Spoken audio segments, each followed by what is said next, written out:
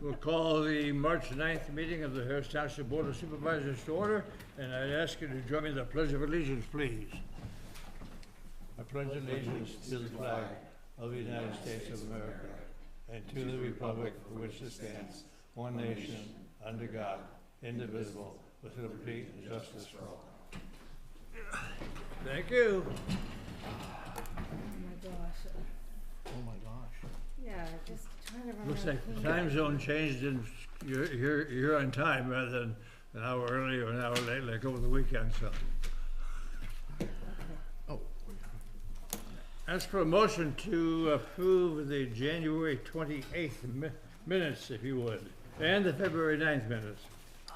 So moved. Okay? Second? Second. Questions? Not hearing any. All in favor, signify by saying aye. Aye. Opposed, same sign.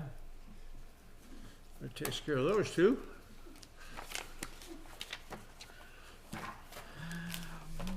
Okay, citizen comment. Anybody have any citizen comment? 5 minutes on comment. Non-debatable with supervisors. Not hearing any? Thank you. New agenda items. Anyone have a new agenda item of the forums? Thank you. Next item is adjournment. We could do that. Township business, announcement of executive session. We had an executive session on March 3rd to discuss some legal items. So, presentation of 2025 audit. Meyer Dussel, I guess, is going to be on the machine. Yeah, Mr. Okay. Bob Bellicose is up on, he's online here on the screen, and I believe he has a presentation to share with the board regarding the 2025 audit. Okay.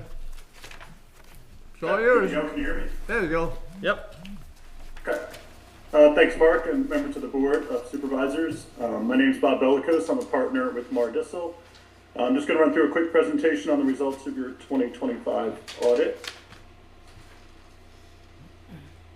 Okay. We good there? Can we see the screen? Yep. Gotcha.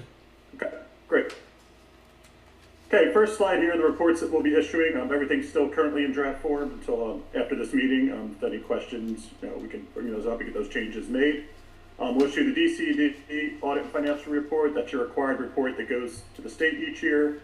We also provide a legal advertisement that goes into a local publication to be advertised, the results of the DCD, and then the communication of those charged with governance. That's a letter we're required to provide. I'll hit some of the highlights here in that, just part of our auditing standards. We did not have to issue a management letter this year. There were no deficiencies or issues that we felt needed to be in written form, so clean audit on that end. Okay, communication of those charged with governance. First thing there, our responsibility under auditing standards generally accepted in the United States of America. That's to give an opinion on your financial statements that they are fairly stated on the regulatory basis of accounting, which is the DCD basis of accounting. There are some differences from generally accepted accounting principles, but we were able to issue an unmodified opinion on the regulatory basis, so your financials are fairly stated in material respects. Significant accounting policies, again, you follow the DCD basis of accounting. No new accounting policies for this year, and your report was presented in accordance with the DCED format. No sensitive estimates affecting the DCD report. All financial statements contain estimates. You guys are cash basis, so not a lot there, but there are some estimates, but nothing to be considered to be sensitive at this time. We had no difficulties in performing audit. We did a hybrid approach. We're on site for a day to look at some paper documents, and Mark and his team were also able to upload items to our secure portal so we could perform procedures remotely as well. So I think it was a good, efficient process for both sides. Corrected and uncorrected misstatements. We had no audit adjustments to report for this year. We like to hit that as a highlight because that means the information you get throughout the year to make your decisions can be relied upon, as we found nothing wrong on our end or materially inaccurate. No disagreements with management during the audit, and then once the audit's finalized, we will obtain management representation that all information was provided, nothing withheld, etc. That'll be signed and returned to us, and then we can release your reports. Fund balances here, December 31st, 2025. As you see, general fund, your largest, $550,000. Capital projects, $430,000, and Fire protection, 257,000 is the largest of your special revenue funds, and then some other smaller special revenue funds, if you see here listed on the right, your street lighting, fire hydrant, liquid fuels, and then Memorial Day fund. Some financial results here for your general fund. You have beginning fund balance 340,000, positive results of 211,000 for the year, kept to that ending fund balance of 550,000. The special revenue funds, that was the whole listing of the funds. Other than the capital, 700,000 to start, a loss of 348,000 to get you to an ending of 352,000. Most of this was a result of that purchase to assist with the fire department. Fire truck purchase of 500,000, so that's what this big deficit was for here, but you have been raising funds for them throughout the years. And then the capital, just a small change of 94,000. We got a grant reimbursement this year that exceeded some expenditures that were incurred, so a positive change in the capital there. You also have one outstanding general obligation note, a balance of 2.9 million as of December 31st, and 200,000 is due during 2026. Now, just briefly here, just a comparison of the general fund over the years. 2023, you had some road projects and a big bridge project funded by the general fund. That was a big decrease there. Last 2 years, pretty consistent. Results of operations there, and again, getting to your ending fund balance of 550,000 as of December 31st. There's my information. Any questions, feel free to reach out at any time. You can always get to me through Mark or reach me directly. Any questions, anything I can address now?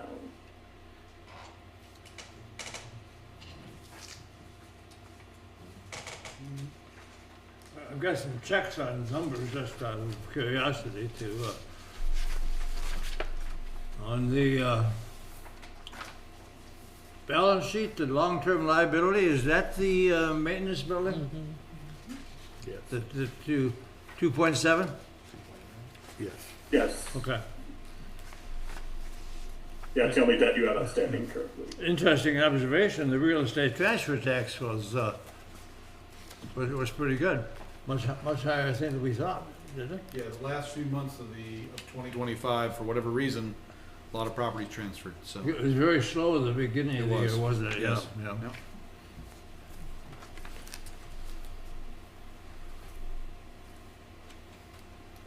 The, let's see, the motor fuel liquid, that's liquid fuel money? The 209? Yes. Okay. Yep. Now that's a good number to work with too. Yeah, it's coming down unfortunately, but Yes, it is. the state's been giving a little less every year. We got 205 this year, so. And Not that Bob can do anything about that, but. electric vehicles are cutting into that too, aren't they, a little bit? Hybrid Yeah, and I think that was part of it. Declining gas tax Yeah, yeah. revenues. Yes. So total revenue then is 4.333? Yes, that includes across all your funds. Yeah, yeah, okay. Okay, those are just some checks I had to bring some discussion to the floor, so. Anyone else? Yeah, just Bob, it's glad to hear that, you know, it seems like the process went well, pretty smoothly. Is there anything that you see as, you know, kind of our guy on the other side that we can do to make it easier for you, or anything we can do to kind of bring ourselves up to standards, or any suggestions you might have? I don't think so. Everything went well on our end. You know, I said nothing to report. Everything's provided timely. We're done here early March, so we're pretty happy on our end with everything. All right, cool, thank you. And I suspect working with us over years makes it easier too, that you should learn our system a little bit. Yes. Frank? No, I'm good. I Okay. didn't see anything in it that Tracy? Perfect. stirred my Perfect. attention. I don't know, is there a checkoff sheet here that says perfect? I don't think, no, we don't have that, but at this point, Bob can probably prepare whatever final documents need prepared and any signatures they need from us, and yeah, go from there. Yeah, I'll make sure everything on our end, and we'll get this finalized over the next week or so, and meet your deadline here on March 31st to get this into the state. And we don't need any motion on this, it's just discussion only. Okay. Okay? Thank you, sir. All right, thank you. Yep, Nice meeting you all. bye-bye. Take Thank care, you very Mark. much, Bob. Bye. See you next year. Bring pen. Oh. Okay, item C, Mark? Yeah, so this is a request for support for the Fly State College Fund. The Chamber of Business and Industry of Center County is requesting that the township consider supporting the Fly State College Fund with a contribution of $10,000. This fund is used to help expand and strengthen commercial air service at the State College Regional Airport. The CBICC was invited to attend the meeting to present the request, and Greg Scott, the director of the CBICC, couldn't make it, but Jules Slater is here this evening that can answer any questions you may have. Since Greg was unable to make it, he did provide kind of an expanded detail on what this fund is intended for. I provided that to all of you via email. So if you have any questions about the request, certainly I think Jules here could answer those. And I don't know if there's a time frame where if the board didn't make a decision this month, if they waited till next month, that would be a problem. But I was under the impression by the middle of April was okay. If you needed more information for any reason. I'd also state that I know that a lot of the other municipalities that this was presented to, it sounds like they provided some funding, maybe not the full ask, but there was funding provided. As they had noted in their request, they were hoping to get as much support from the municipalities as possible. So There's an obvious omission. Where's Center County? I believe from what Mr. Scott told me last week, they are contributing. I don't remember the amount. They haven't listed any of the, Yeah, if you can go to the microphone and Page 3. address those questions, that'd be Did great. you say Center County government? yeah, Was page 3. page 3? Page 3 does not have them listed. Yeah, I believe Mr. Scott is heading to the county to present and request funds next week. I hope he's starting at 100,000. I can't say where he's starting, but I think it's probably higher than I'm 10. serious. Yeah. Mhm. I mean that. I'll take that back to him for sure. Okay. Oh. But colleagues, thoughts? I guess the first question is why? Yeah, that's my question. I don't get I it. mean, if, I don't get it at all. So if you can like maybe try and get it a little bit. Yeah, absolutely. So essentially the State College Air Service Alliance, which is the Chamber of Business and Industry of Center County, the Happy Valley Adventure Bureau, Penn State University, and the Center County Airport Authority, joined forces in the fall with the goal of trying to attract and retain air service in Center County.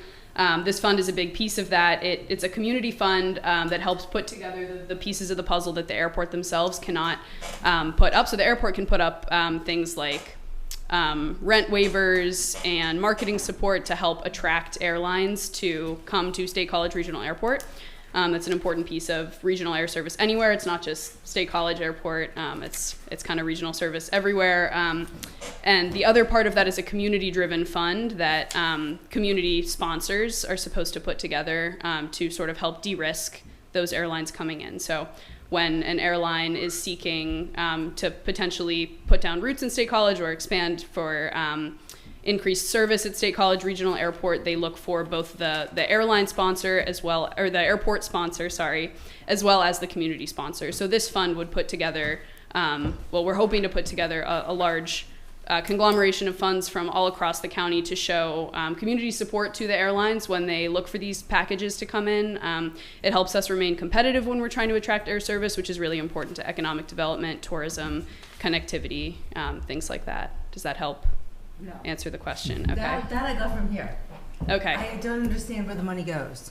Yes. So Like, what is the money paid to? to the airlines. So it helps them with minimum revenue guarantees, things that help them mitigate the financial risk of coming into a small regional airport. And then what is this doing for the individual citizens, just the average Joe living in our township? Well, it'll improve air service by But- ensuring that we're competitive when we go to the table with negotiations with these airlines. But we're not real competitive to begin with because our airlines right now are not particularly Well, that's why we reliable. need it. No, I they're would not argue. particularly reliable anyway. If you go down to Philadelphia and you've got the last flight coming in and they turn around and say, oh, we need to do repairs or this isn't going to Mm-hmm. fly or something like that. I mean, how many times has that happened? Mm-hmm. Is this going to make this more, That is the goal of this. because, I mean, they just don't fly because they just don't feel like flying. The And goal of I this wonder would be that- to improve and enhance and increase air service. So In by State College. by our citizens basically funding the airlines. It's not funding the airlines. It's a piece of this air service package that is fairly common from my understanding, and I'm pretty new to all of this as well. So if there are any like real in-depth questions, I can write them down and take them back to Mr. Scott, and he can make sure to get them to you, Mark, and get them to the board. But from my understanding, this is a pretty common piece that airlines look for is this community fund that's put together. It helps us remain competitive and have these funds ready to go when an airline is interested in expanding or setting up at State College Regional Airport. Then we have the funds there and the community backing to jump on that opportunity and make sure that we're able to be competitive in those negotiations. Frank? Sure. Okay. I look at this and I'm going, how can it help Boalsburg? We have a limited industrial park. We aren't going to get a lot of business in. We have passenger service, which we already have. So who in the area is it gonna really benefit? Who really wants this? And if I look, there's somebody with really deep pockets in Center County. It's called Penn State, and that's who this is going to benefit. So from my standpoint, I don't think we should pay a nickel to this because I don't think it's going to help us. And I just would vote against this, putting any money towards this, because I already know that at some point here in the near future, and when I say near, 10, 15 years, they're going to want a road up there that hooks onto 99, and we're going to end up paying for that, because that's going to come out of the MPO, it's going to come out of our taxpayer dollars, and that's going to benefit the airport. So I think we already benefit it with the services we already provide. I'm not going to pay $10,000 to smooth airport. This is a land of supposed to be, a land of enterprise. The last time I looked, why do we got to pay somebody if they don't think they can make any money? Then why do they come in? So what's going to happen is we'll give them money. They'll come in for 3 years. We'll give them a break. 3 years is up, they'll leave. I'm just not. This is no, and this is just goes back to, same thing that with the solar power. When the subsidies are gone, they're gone. So I will vote against this. There's no reason for us to give them money. We have one written comment by Nigel, who is in South Carolina, and he's not willing to support it either. So, and I'll throw my 2 words in that I'm not interested in supporting it. I guess I do have a few questions. Yeah. Would you say that the news that Penn State is selling their assets, it seems to be, is there any relation between that and this? No. It sounds like this was kind of, This- when's the origin of this Fly State College Fund? I mean, it seems like this is an initial funding, correct? Yes, yeah. This was so the State College Air Service Alliance, which is the group that I mentioned before that is putting this fund together, was, I think, put together last fall originally, working closely with the airport and a consultant that they have there to kind of support these negotiations with airlines.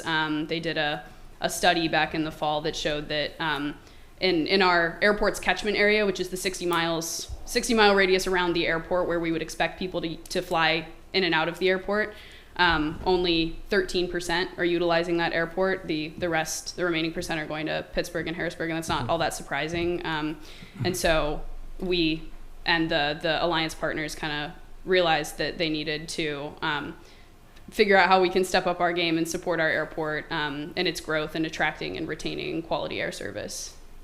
So now, with this being an initial ask to support the fund, how often do you suppose you're going to come to the municipalities and other people and agencies you're approaching to re-up the fund? Because it seems to me this is a subsidy that's going to be paid to the airlines through this public fund. Mm-hmm.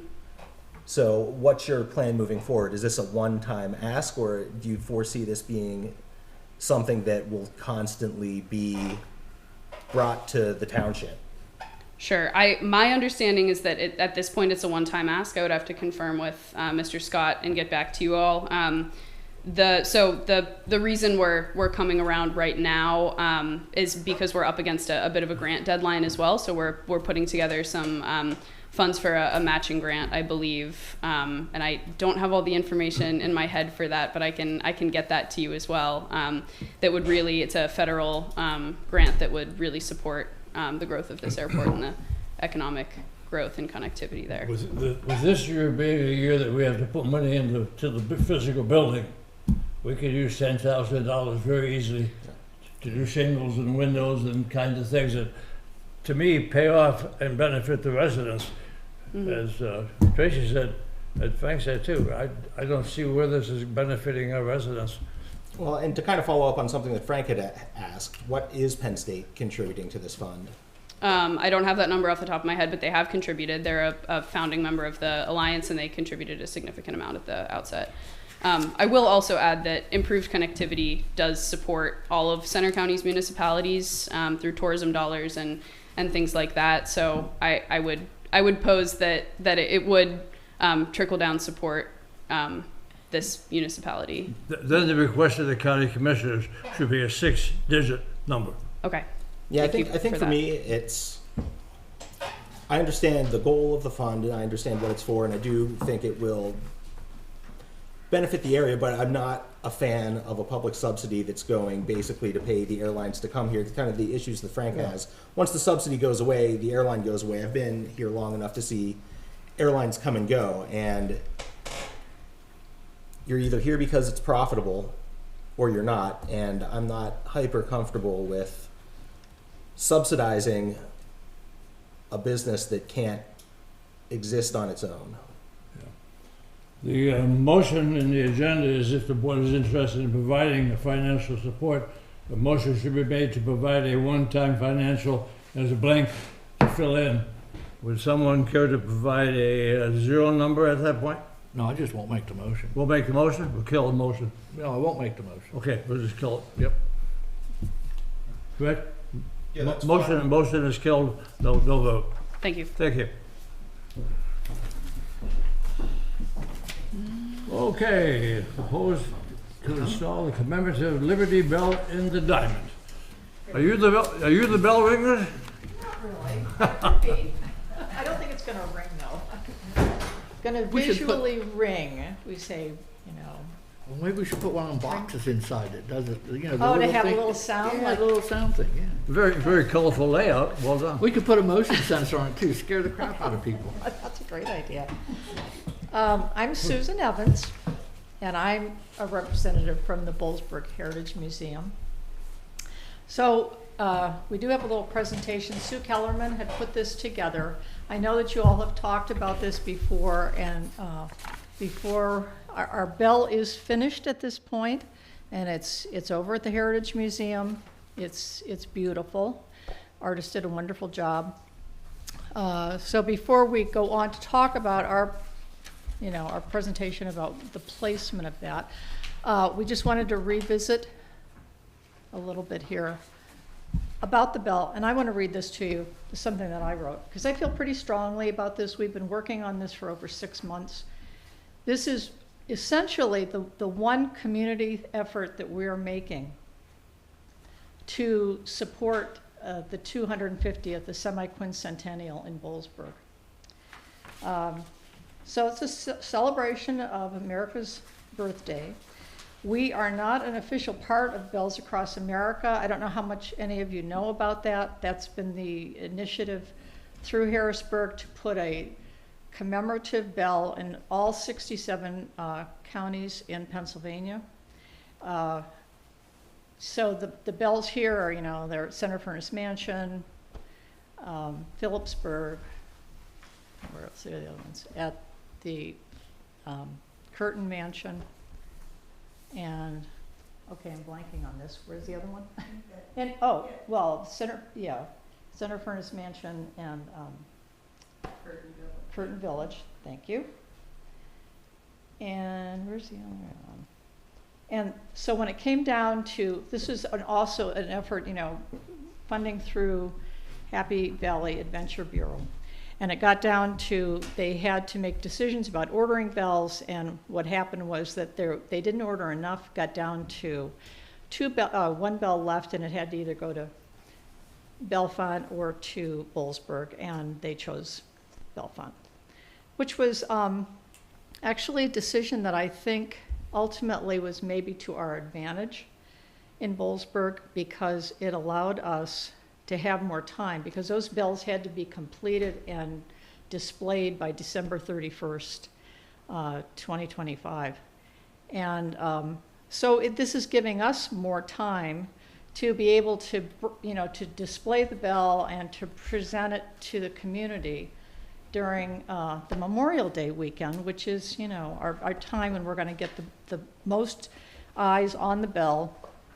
And it also has allowed us to get an Eagle Scout involved to participate as the creator of this his Eagle Scout project to create the base for the bell. So it's going to be, let's see, well, so Sue put it where, so we wanted this as we were looking at this particular location, which is where we feel is the best place for it. It's partly because of the context. Having Duffy's Tavern there gives it a beautiful backdrop, and also because we have the pump there, and it provides, some surrounding shrubbery there. We had decided that it might be a good idea we could do our base differently than some of the other bells, with doing an octagonal shape that will mirror the shape of the pump. And we feel like maybe we can go on to the next, you want to go on to the next slide? So again, just to recap about this is grant funding from Happy Valley Adventure Bureau. And we aren't part of the Bells Across America. So we hired the artist. She's from the Stormstown area, but she had some connections in Boalsburg, and we thought she was a very good fit. And this is the artist. We're really pleased with the finished work. There's Duffy's, and reflecting the fact that we were a stagecoach community.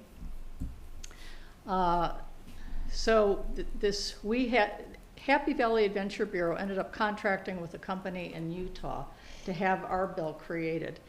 So it's made of a hard-coated foam, and it's covered with all kinds of coverings to be protective, so that it will have, long-term permanence in the community.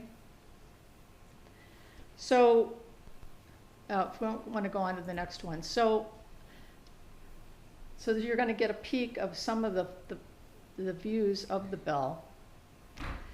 So I know that you all have discussed before some of the locations that we were looking at. One of our objectives is to hopefully maybe enhance that particular area by removing some things like there were benches there, there's the trash can, there's the bird baths. We'd like to kind of clean up that area of that clutter. And the bell is only 3 feet around. That's the only footprint. And the piece that's going to be underneath it, it's going to be 2 feet tall. And that will be smaller than the 3-foot bell. So that's as big as the space is going to, as much footprint that it's going to take up. I think one of the other critical things is that we have this Eagle Scout, and to us, we feel like this bell will impact future generations. Now we have Boy Scouts involved, because the Eagle Scout will be, we can go on to the next slide, like a project manager, where he will have to, he's developed a design for what it might look like there with a little bit of landscaping. He's interested in putting a little pathway around it, because the bell needs to be seen, on all sides to appreciate it.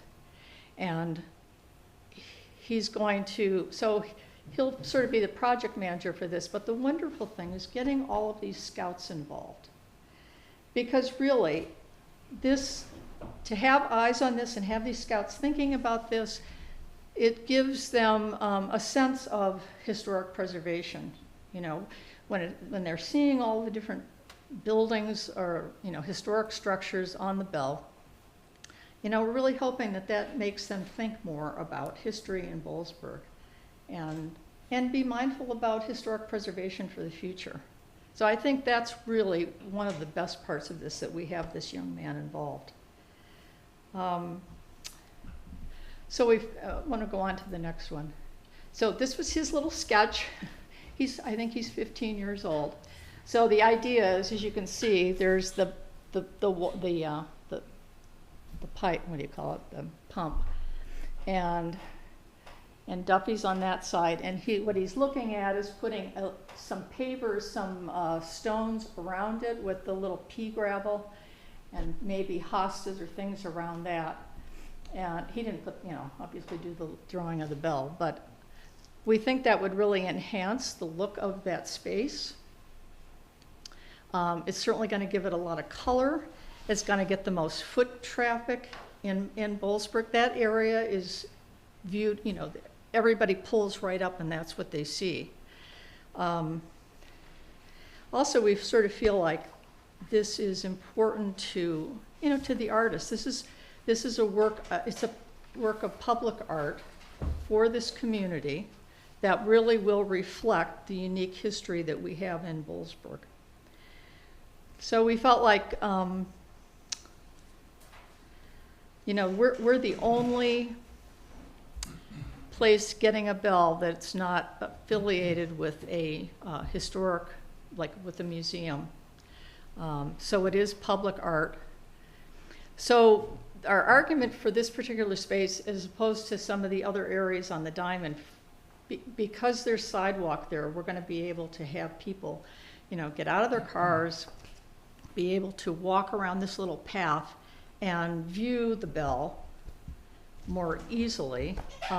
The other sides of the diamond don't have, there's no place, we don't want it to be a drive-through, that people are just driving through to look at the bell and not stopping. Because there's no sidewalk there, there's not an opportunity for people to get out and really, spend some time looking at the bell.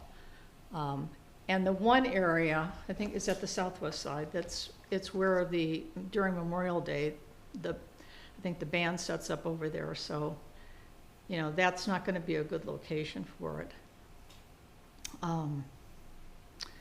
Go on to the next one. Let's see what else is there. So there you get your peek at the bell. So it represents several of our historic structures, and the themes, our Civil War history.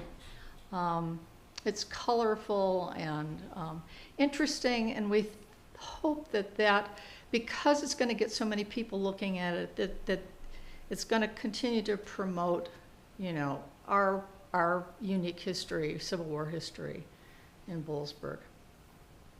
Okay, what questions do you have? Tracy, it's next to your property. What's your impact directly? She's gonna put a hot dog stand outside. Yeah, that's what I was gonna do. No, actually, I think it's fine.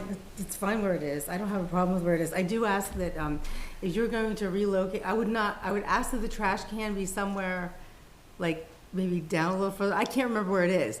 We desperately need a trash can.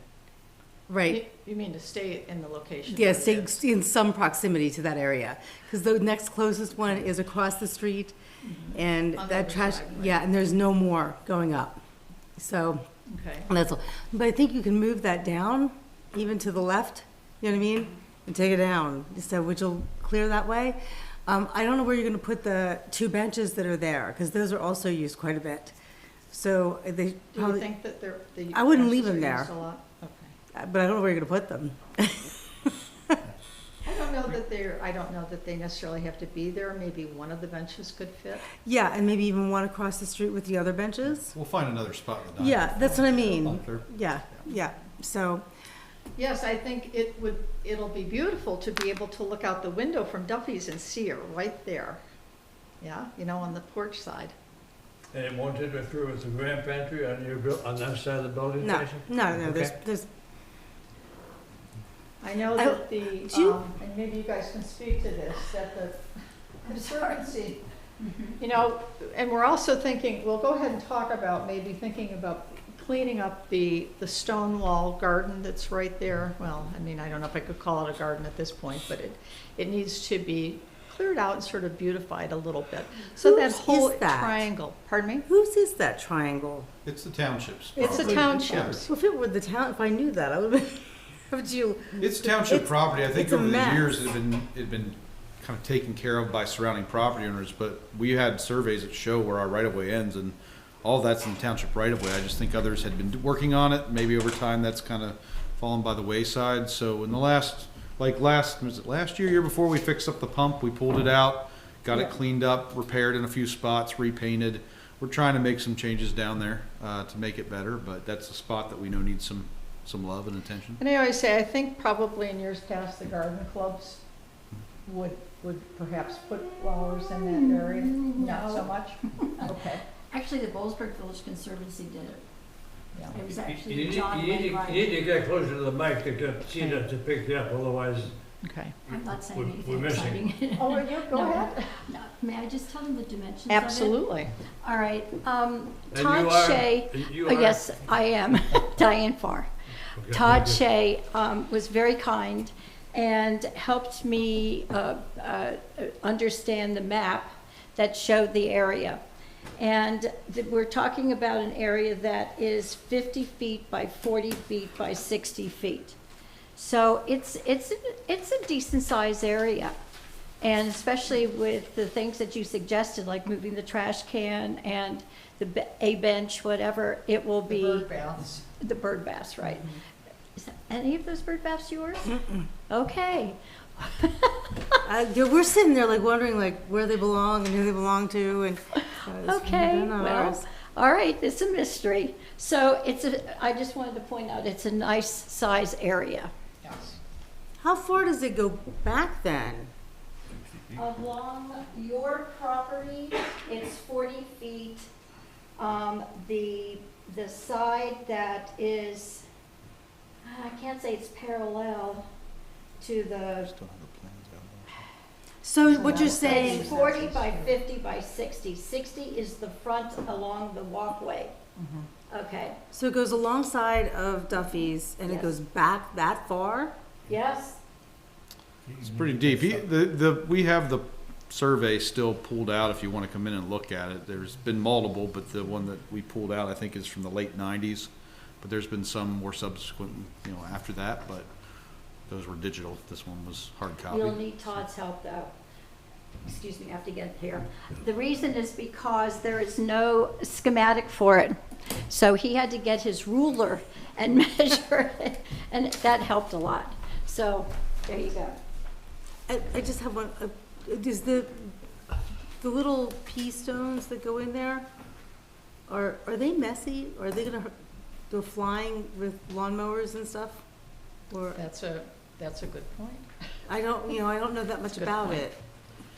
Well, this is what he's proposing, and I think he's going to be pretty thorough.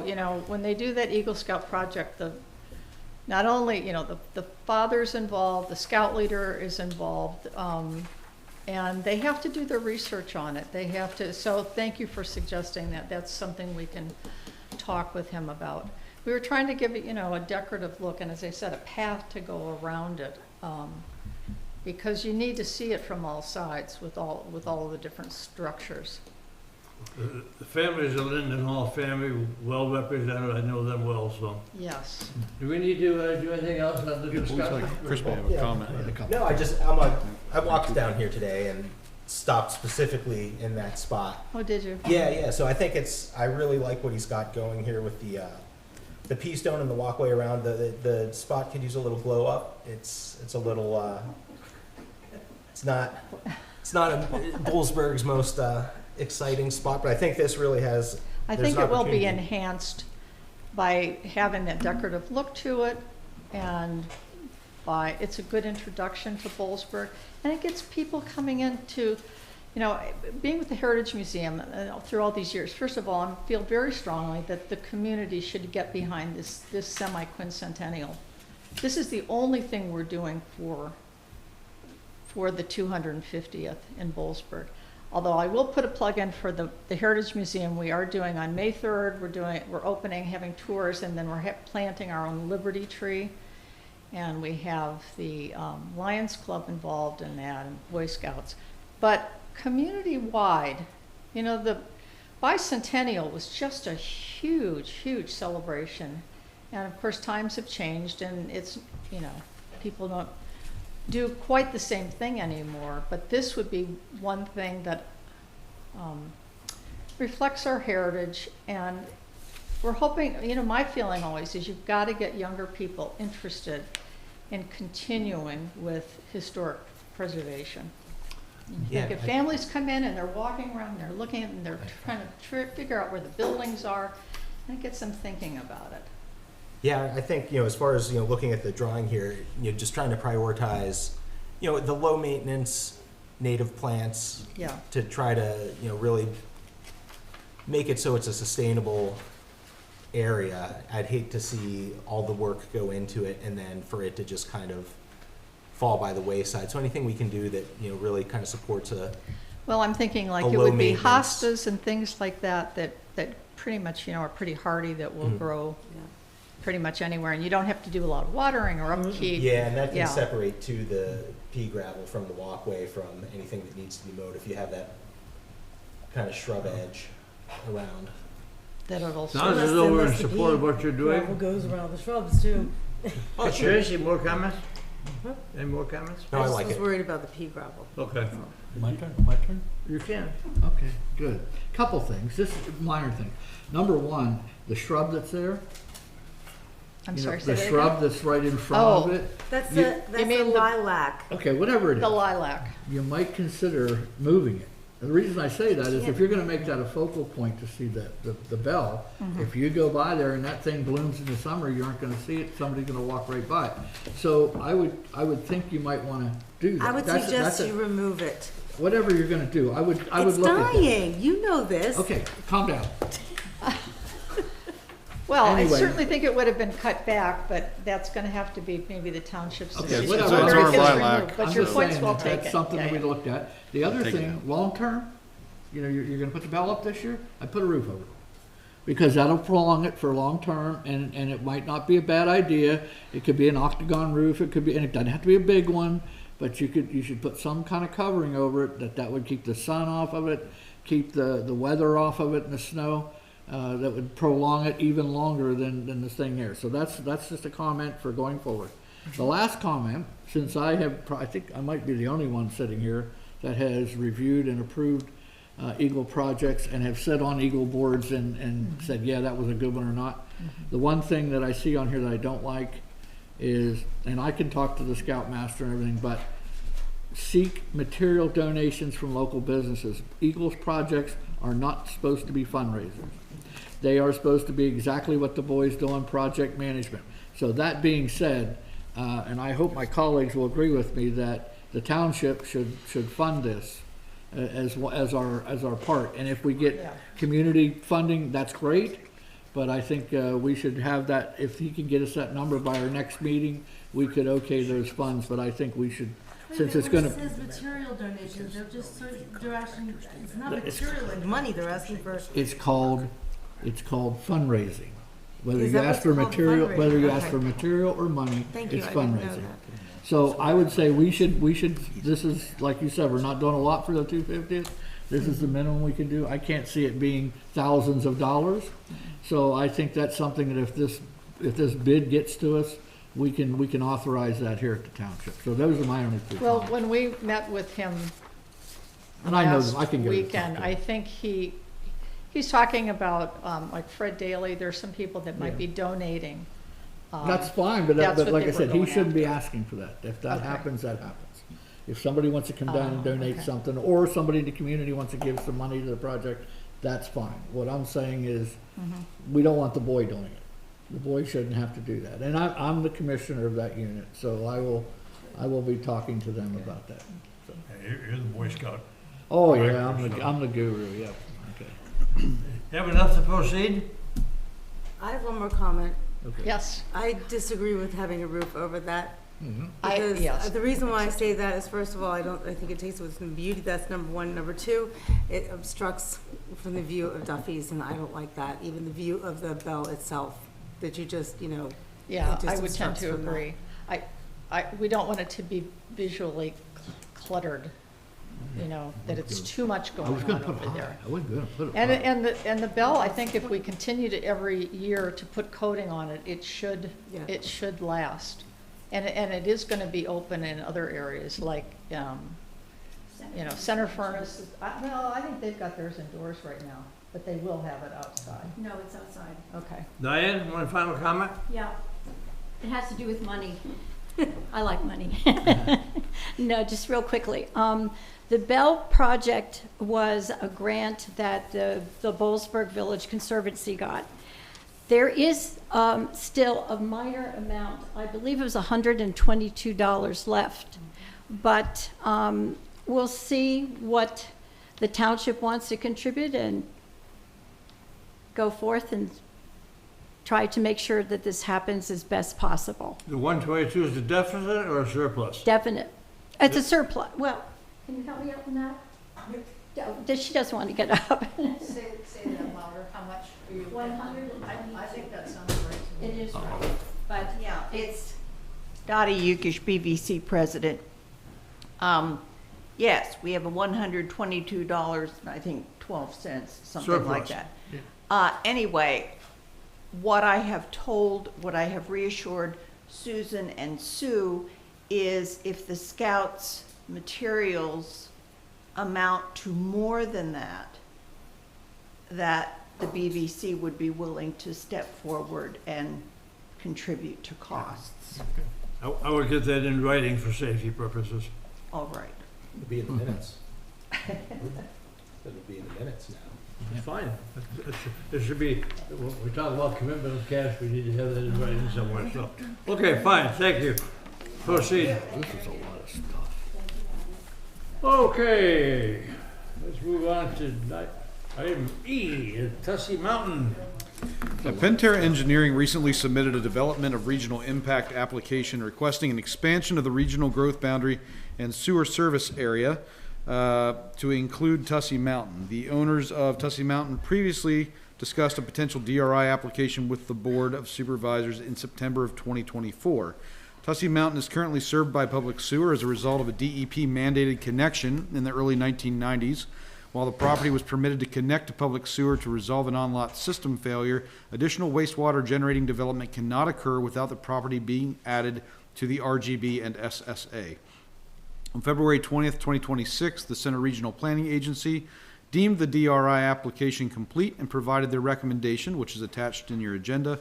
The request proposes adding the 134.98 acre Tussey Mountain parcel, which includes land on both sides of Bear Meadows Road, to the RGB and SSA.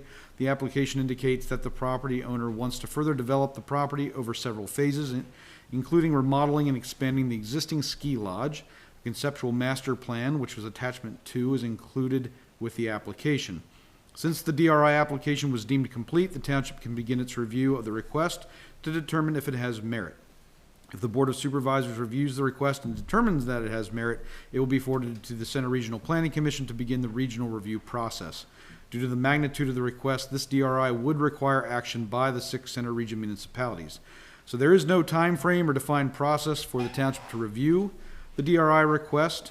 I would note that if you do decide that it has merit and just want to forward it back to the region, you're supposed to provide findings of fact as to why you support the request. That way it can be considered by the municipalities when it's taken for the regional review process.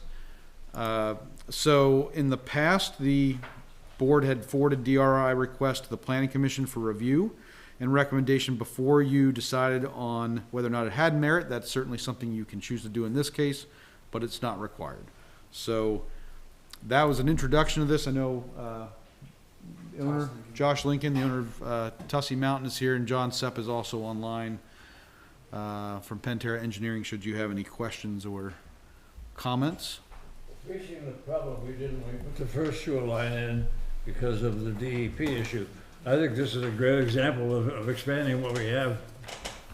Well, and particularly because you want to expand what you have up there, we need to make sure we have the sewer capacity. Or you're going to run into the same overflow issue we had years ago. This solves it in anticipation what we solved last time. And I think it has the merit.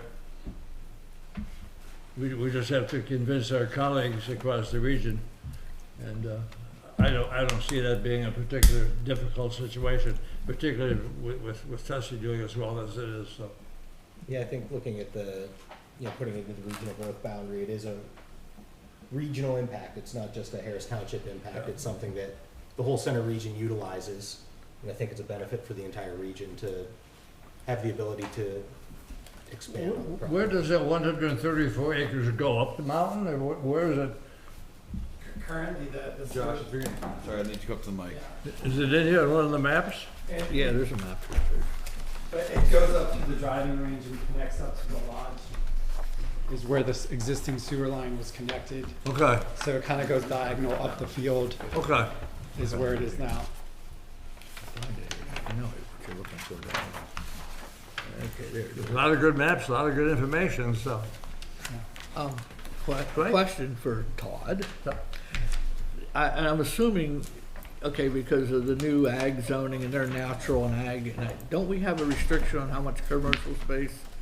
Isn't there like a 10% or whatever? But my question would be, even if that does come in here, would they be grandfathered, or this being a new project? Because it seems to me they'd be grandfathered, because it doesn't, by what I'm looking at, they're expanding the lodge, they're not going anywhere outside the area they're already in. I guess my question's that. Yeah, we've had conversations with Josh previously about establishing this as a recreational resort and going through that process. That has the limits on developable area and certain amount of area that can be dedicated to the commercial uses on the property. I think what we've talked about in the past is making sure that whatever they propose meets the meets those limits. And I think, Josh, do you remember exactly when you presented the plan and we actually went over the calculations a little bit to get the percentages? Was that I don't know. I mean, we did come to the township meeting on 24, and then prior to that, I think we had 2 meetings in here. And I don't remember exactly the dates, but we kind of went through what the best process would be for us to do what we want to do. And this seemed like the only path for what we needed to do, because of the fact that the lodge was built in the 60s, and for what it was built for is very different from what it's utilized now.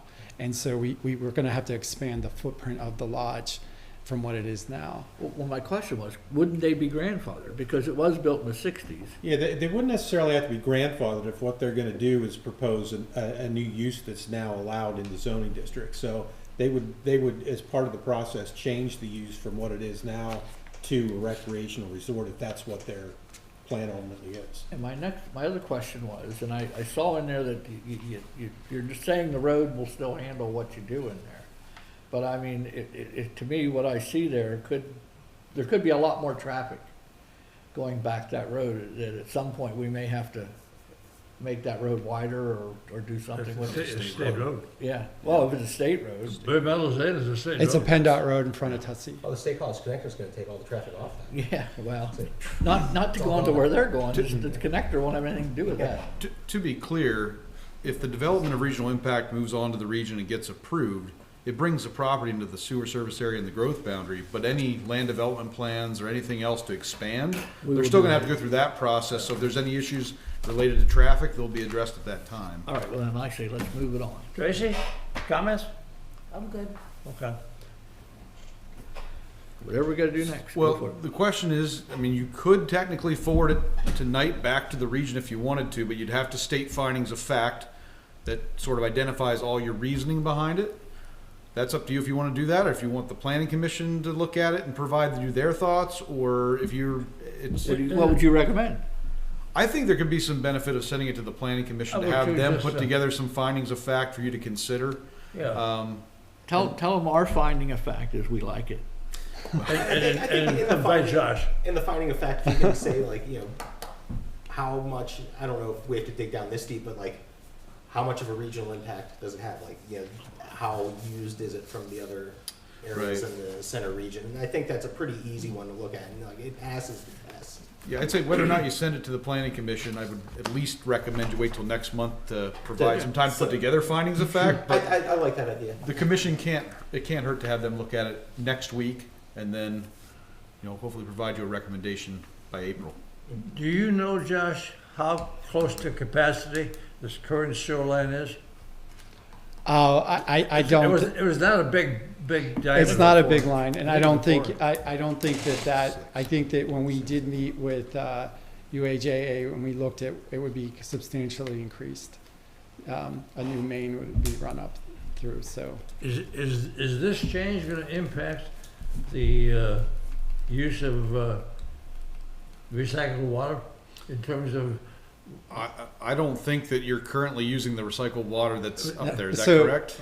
that's kind of a different topic, but, Yeah. just to give you information, I have been working with Susquehanna River Basin Commission for our water Okay. use, because we have a consumptive use situation there with snowmaking.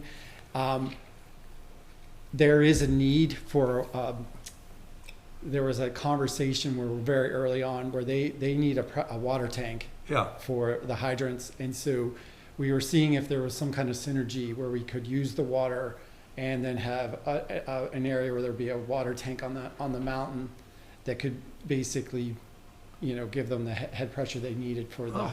But there's issues with us using that water because it's so pure. For snowmaking, we need particulate in the water to make ice to make snow. And and the temperature is another issue. But my snowmaking consultant and UAJA are trying to figure out if there is something that could work. Because of course we'd like to use the water. I think it would be a good story, but it has some engineering challenges. How do you take advantage of something that's so available? Yes. So we are looking at that now, but we're early in on that. So People have probably never skied on beneficial reuse water. there are actually a lot of examples of Ah. it in Pennsylvania. I think Hidden Valley does it. There's a few other skiers. Water actually is a very big constraint for skiers because of the amount of it that's used. Supervisors uses it to wash laundry, and the Best Western Hotel uses it in their laundry too. So it's, Yeah, it's. I think it's perfectly okay to use. I think there's even a swimming pool that has it in it somewhere. So, yeah, it seems like it would be something hopefully that we could utilize in the future. we then can get comments from the planning commission and get it back in the loop. Yeah, we'll be back hopefully next month for you to take action to forward it on to the region with And findings. Mark will let you know when that is to make sure you Okay. can be here. All right. Awesome. Thank you. guys. Have a good one. Thank you. Okay, Mr. Chairman, yes. I would like to move to approve Resolution 2608 adopting the Stephen D. and Linda C. Weaver Sewerage Facility Planning Module as revised to the Harris Township Act 537 plan. Good. Todd, and that plan is the one on the board behind us? It is, but you're not acting on the plan. That was Yeah. just there for informational purposes. Okay. You gotta get a second. Questions? You gotta get a second. Tracy? You gotta get a second. And a second. Okay, we got a second. Questions, comments? Not hearing any? All in favor, signify by saying aye. Aye. Opposed, same sign. Okay. Moving right along, page 4. What do we got here now? Solar power termination agreement. Mark? Yeah, in the fall of 2025, the developer of the power purchase agreement, Prospect 14, approached the Center County Solar Group with economic concerns. Following a series of discussions with the project consultant and the developer, the CCSG was presented with a mutual termination agreement. This agreement would relieve CL Route 58B LLC, the owner of the project, and the township of the PPA. Our solicitor, as well as the solicitors from all organizations in the CCSG, have reviewed the termination agreement. Each member entity of the CCSG is being presented with the termination agreement during the month of March. In consideration of being relieved of the agreement, a payment from CL Route 58B LLC of $135,000 will be dispersed amongst the CCSG entities. The CCSG was created when the PPA was signed by the 10 entities. The 5 entities that participated in the SPPA working group but that did not engage in the PPA will not receive a portion of this payment. Harris Township's share of the PPA was 0.3%, which would result in a payment of approximately $400. Legal costs totaled just under $268,000 for the organizations in the PPA. After the termination payment, net legal costs are just shy of $133,000. The PPA working group paid $69,676 to Green Sky Consulting during the creation of the PPA and $66,500 for consulting services during 2025. At the CCSG meeting on February 27th, Green Sky Consulting reported they are waiving all fees to terminate the agreement. The recommendation is moved to approve the termination agreement with CL Route 58B LLC. And I'll also note that included with the termination agreement were some of the talking points that were provided by Prospect 14 related to their desire to terminate this agreement. And the request was to have this done by the end of March. Yes, the idea here is to have all of the entities take action on it here this month. There's a sheet back here with a blue header. I didn't get that. I didn't get that. Here, I didn't hand, Denny, that wasn't in the packet, but I do have copies. Oh, for do you? everyone if Okay. you'd like to pass Okay. these down. This, It simply shows the percent of return to all of the, the far right column. I have one, so. Yeah, far right column is the one to pay attention to. Yeah. That's just the percentage of the total PPA. We're at the bottom. And from what I hear as of this morning, I think the other 9 are agreeing to the termination rather than pursuing a suit. To that's what I heard. So, discussion.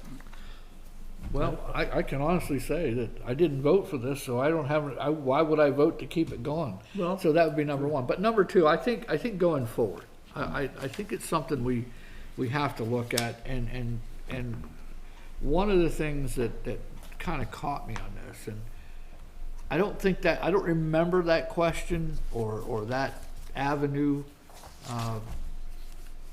ever being discussed. What would happen to these rates or this contract if federal subsidies went away? That question was never asked. And that was part of why we were getting a low rate on that, is because of the subsidies. Now, you can argue they shouldn't have went away, they went away, but that was never discussed as part of this agreement. And I think that the thing I see by that is, one of the things that was mentioned in this was the Project 14 investors. So my question is, why would we get involved with something that has subsidies, that our taxpayers and subsidies get paid to investors?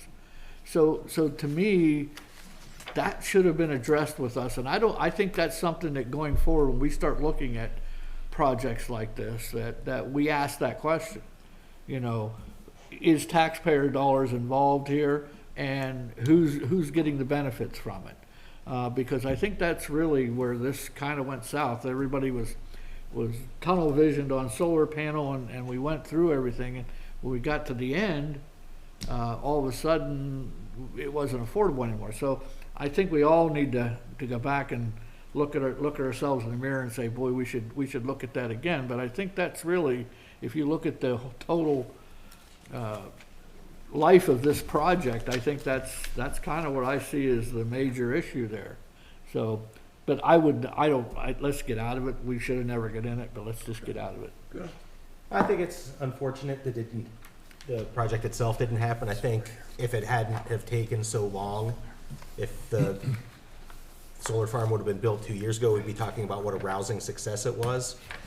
But, I think the complexity of it really did kind of bring it down, and it is unfortunate that the subsidies killed it, but I think moving forward, I don't think this is a knock on solar. If you look across the county, there's about 3,000 acres of solar that are being developed without subsidies right now. The 900-acre reclaimed mine land up in Snowshoe and up in By the same company. No, I don't believe it's by the same. Is it?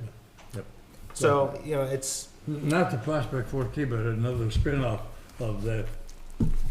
Yeah, so it's, I don't think long-term this is a knock on solar power as not a viable way forward. I think it is still a very viable source of energy. It's just, I'm sad to see it go, but there's no path forward here, so we got to get out. Tracy?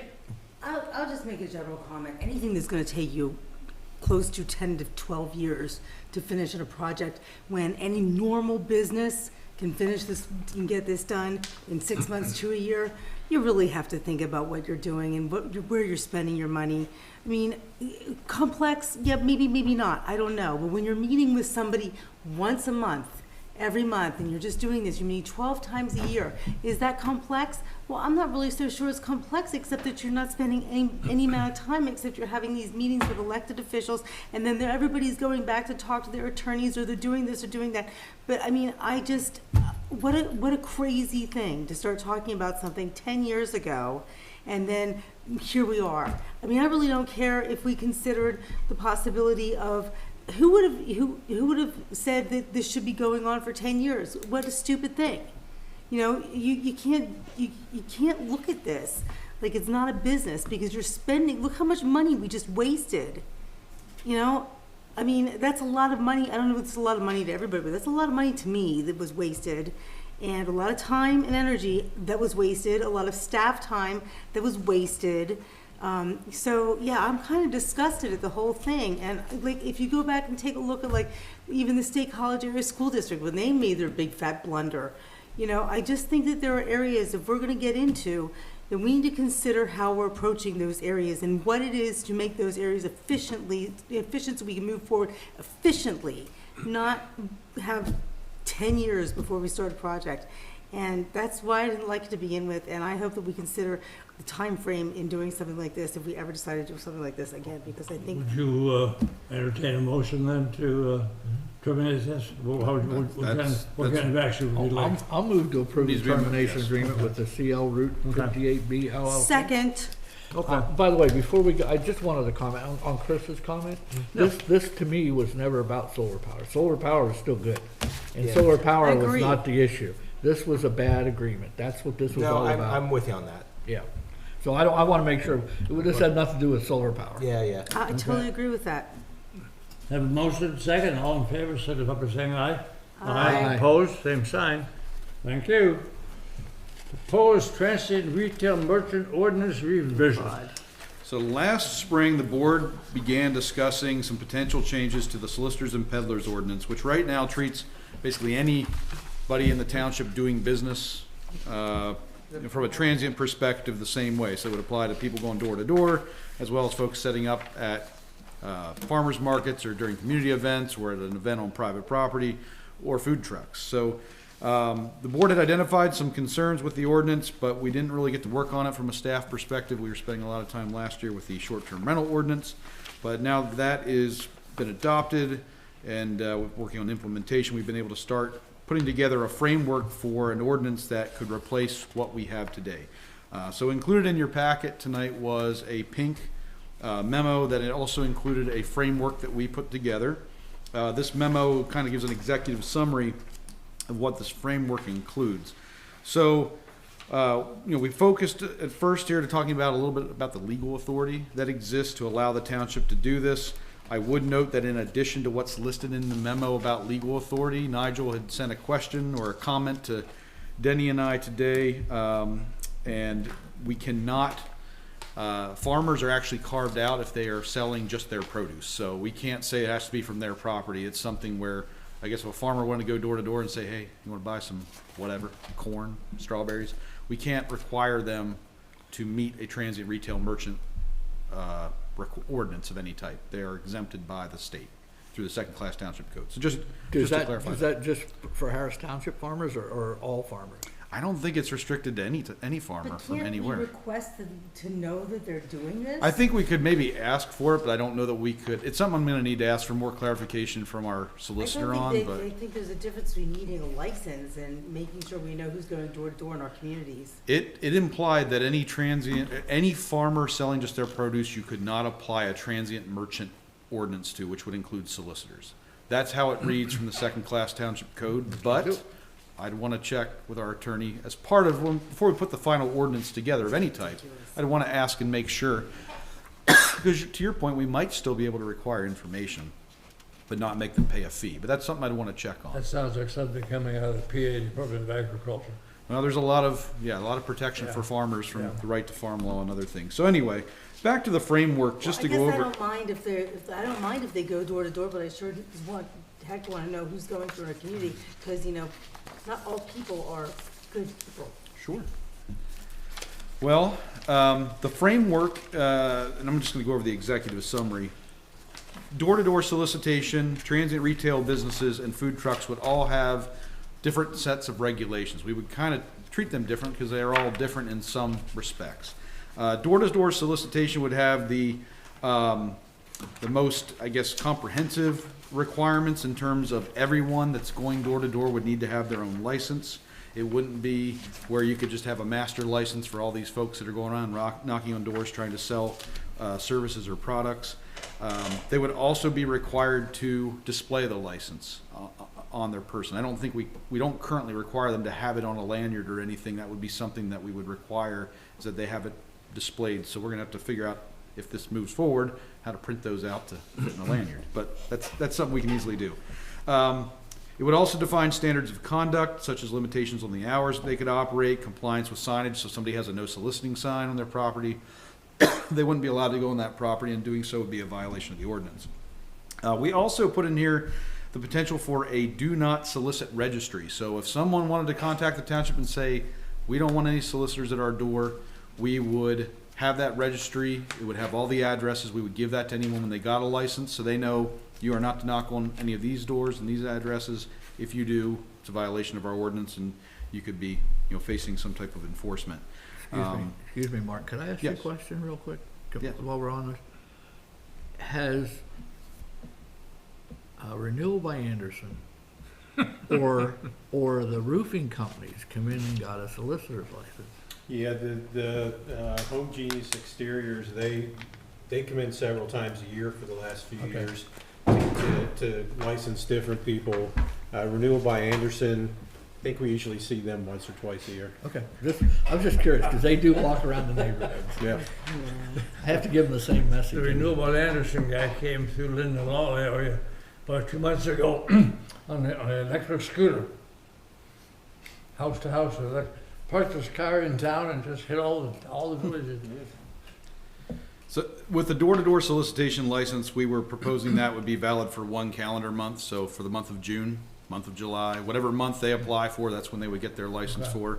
And in the future, you would know whether or not they were licensed, because they'd have to have it on display. So That'd you be would know. nice. And then the last thing I'd note here is that these regulations would not apply to canvassing or a canvasser, as it would be defined. So anybody who's doing political, religious, or non-commercial door-to-door, there are First Amendment issues with requiring those types of individuals from getting a license. So as well as minors selling goods as part of a school scouting or youth fundraising activity, we wouldn't require them to do anything to go around door-to-door as a member of a youth organization. So are there any? Todd, anything to share about the intricacies of implementing this?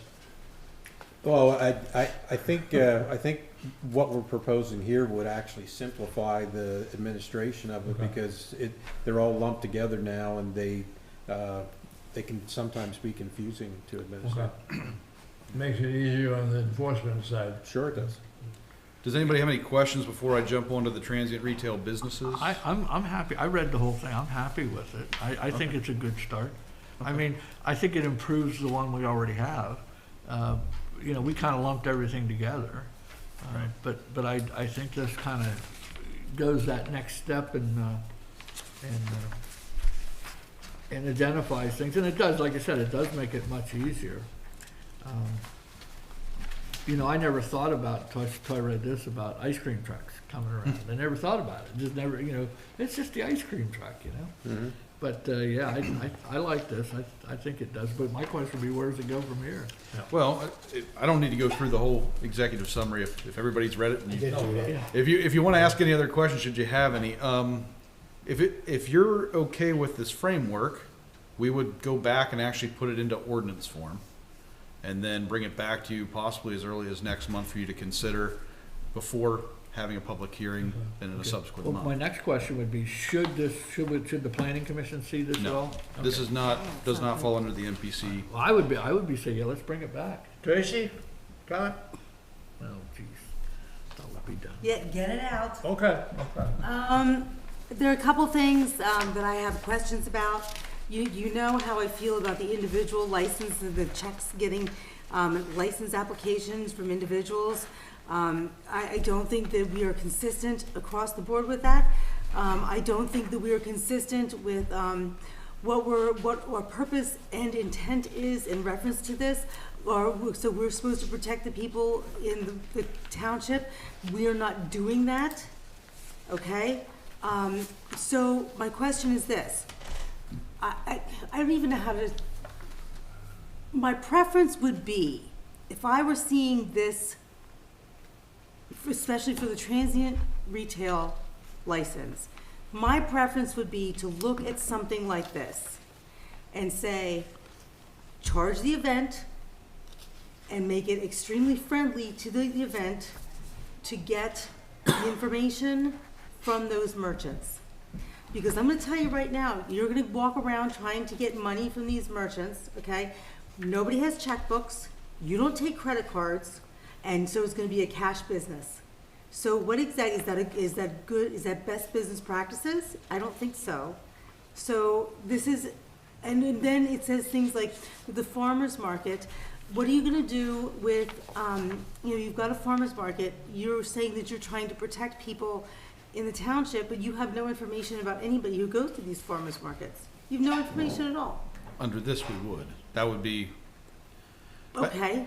And I would answer to your point about the event organizers. I think the way we've envisioned this transient retail businesses ordinance could work, it wouldn't preclude them from being able to collect all the information and submit it and pay a flat fee for their event. So they could pay a flat fee for their event. Maybe it's structured based on how many vendors they think they're going to have. They could go around and collect the information in advance from the vendors as long as it meets our requirements of what we need. But that's exactly what we discussed, that you said that they couldn't do. We could not have it where they are the ones collecting and holding the information. Ultimately, it's the township's policing power to collect and hold that information to ultimately meet the goals of the ordinance. We can't have it where they are the ones holding it and being licensed as an event, and then it's just on them to have the information I would in their submit to you possession. that you will have a lot more compliance and a lot more help from individual events. And I'm talking about the People's Choice Fest coming back, and like somebody freaked out all over me, you know, about it. I said, relax, just relax, calm down and relax. You would have a lot more participation if you license the event and charge the event and ask them, put a QR code on the application, give a QR code as you go around. If somebody hasn't been registered, take the little phone out and register right there on the spot. And like I said, this $15 fee that you get from everybody, it's, to me, that's the problem. So you can have all the information you need if you so desire. And I think that that's the point. And you'll have a lot more cooperation from the event organizers all across the board. You know, Was there a fee in? you charge the event. But I'm saying you said about a $15 fee. I don't think we had But do anything we in here still, about fees. we're not charging the event $15 anymore? Charging the individual for a We have- license of $15? Under this potential framework, we would be relooking at all of that. So I would say this: if the event organizer's I'm unwilling. behind, Mark. I'm sorry, I'm behind. No, that's fine. If the event organizer's unwilling to help with, if they don't want to pay the flat fee and they don't want to help out in saying, hey, look, we had to pay a fee to the township, we've paid the fee, all you have to do is provide the information, here's the form, fill it out. If they as an event organizer don't want to do that, then we're going to have to go around to every individual vendor and make sure they're licensed. But if the event organizer is willing to work with us, we can make it simple. We can have it where they can go online and fill out the registration. We can have it where we print off all these licenses and have them available for the event organizer just to say, come pick yours up from a folder. I think we're looking at ways to streamline this and make it extremely easy for everybody to comply. It's just a question of, and cost-wise, we'll be looking at a different pricing structure for all of this. I think that's what you have to look at. That's all Huge part of difference. this. I mean, this is a Yep. complete rewrite. Yep, I think that More or you'll less. receive a lot of To help. your point, Doug, to bring up the point about the organization, if I remember, when we first discussed this, we had the Memorial Day people here.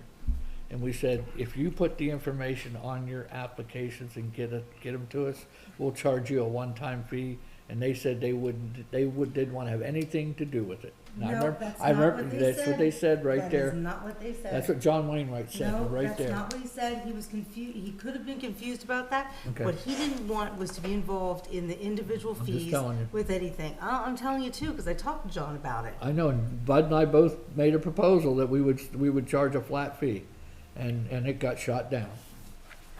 As a discussion. But I like the idea of What do you starting. want from us other than sort of enforcing? Well, fairness? unless you have more questions or comments Okay. on this, I think we kind of gave you some of the, the definitions and other Okay. things attached to this.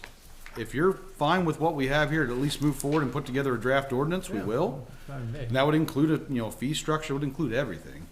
We just didn't want to get too deep into it till we knew whether or not we were on the right track. But you're gonna do that on consensus right rather than motion? Yeah, you don't need to give us a motion if you're, Consent, Yeah, it seems pretty comprehensive. Okay. yeah. Looks good. We're consenting. Oh, there was something in here. You said that there was the days limit for the license. okay. It's gonna have to be 4 days. What page you on, Chris? I forget what page it was, I was reading it, and it said there was a limit to the transient retail license for 3 days, and it's, oh, here it is. No more than 3 transient retail business, no, not that one. 3 days or less, a transient retail business shall only be permitted to operate for a period of 3 days or less from any location.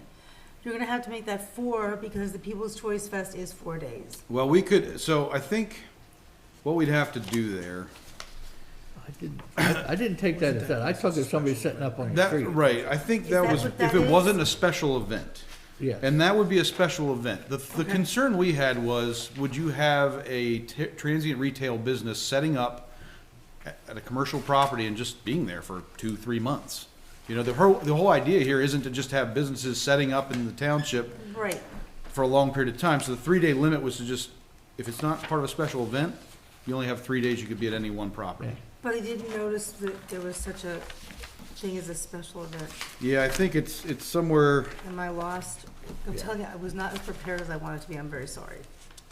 I mean, we'll definitely refine it as we go through preparing the ordinance, but, You wanna make some changes and come back to us next month with the same document, or you wanna keep moving in anticipation of applying it quickly? I mean, what's your, well, I the think, framework? it would be, Todd and I talked about this, if we were to throw this together real quick and bring it back to you next month, that might be a little unfair for Memorial Day to Okay. implement it right away, That was the intent of asking. Yeah, that's something that we can talk about when it might make sense. And Tracy, to your question, after it says about the 3-day restriction, the next line is, this limitation shall not apply to periods when the business is associated with a special event. There we go. So Thank you. it's right there, yeah, Okay. that was the whole point of it. But yeah, we can put together this draft, bring it back to you next month. I think we'll look at when the most logical effective date would be to not impact any upcoming events and send anybody into a scramble to Oh, I comply. do have one more question.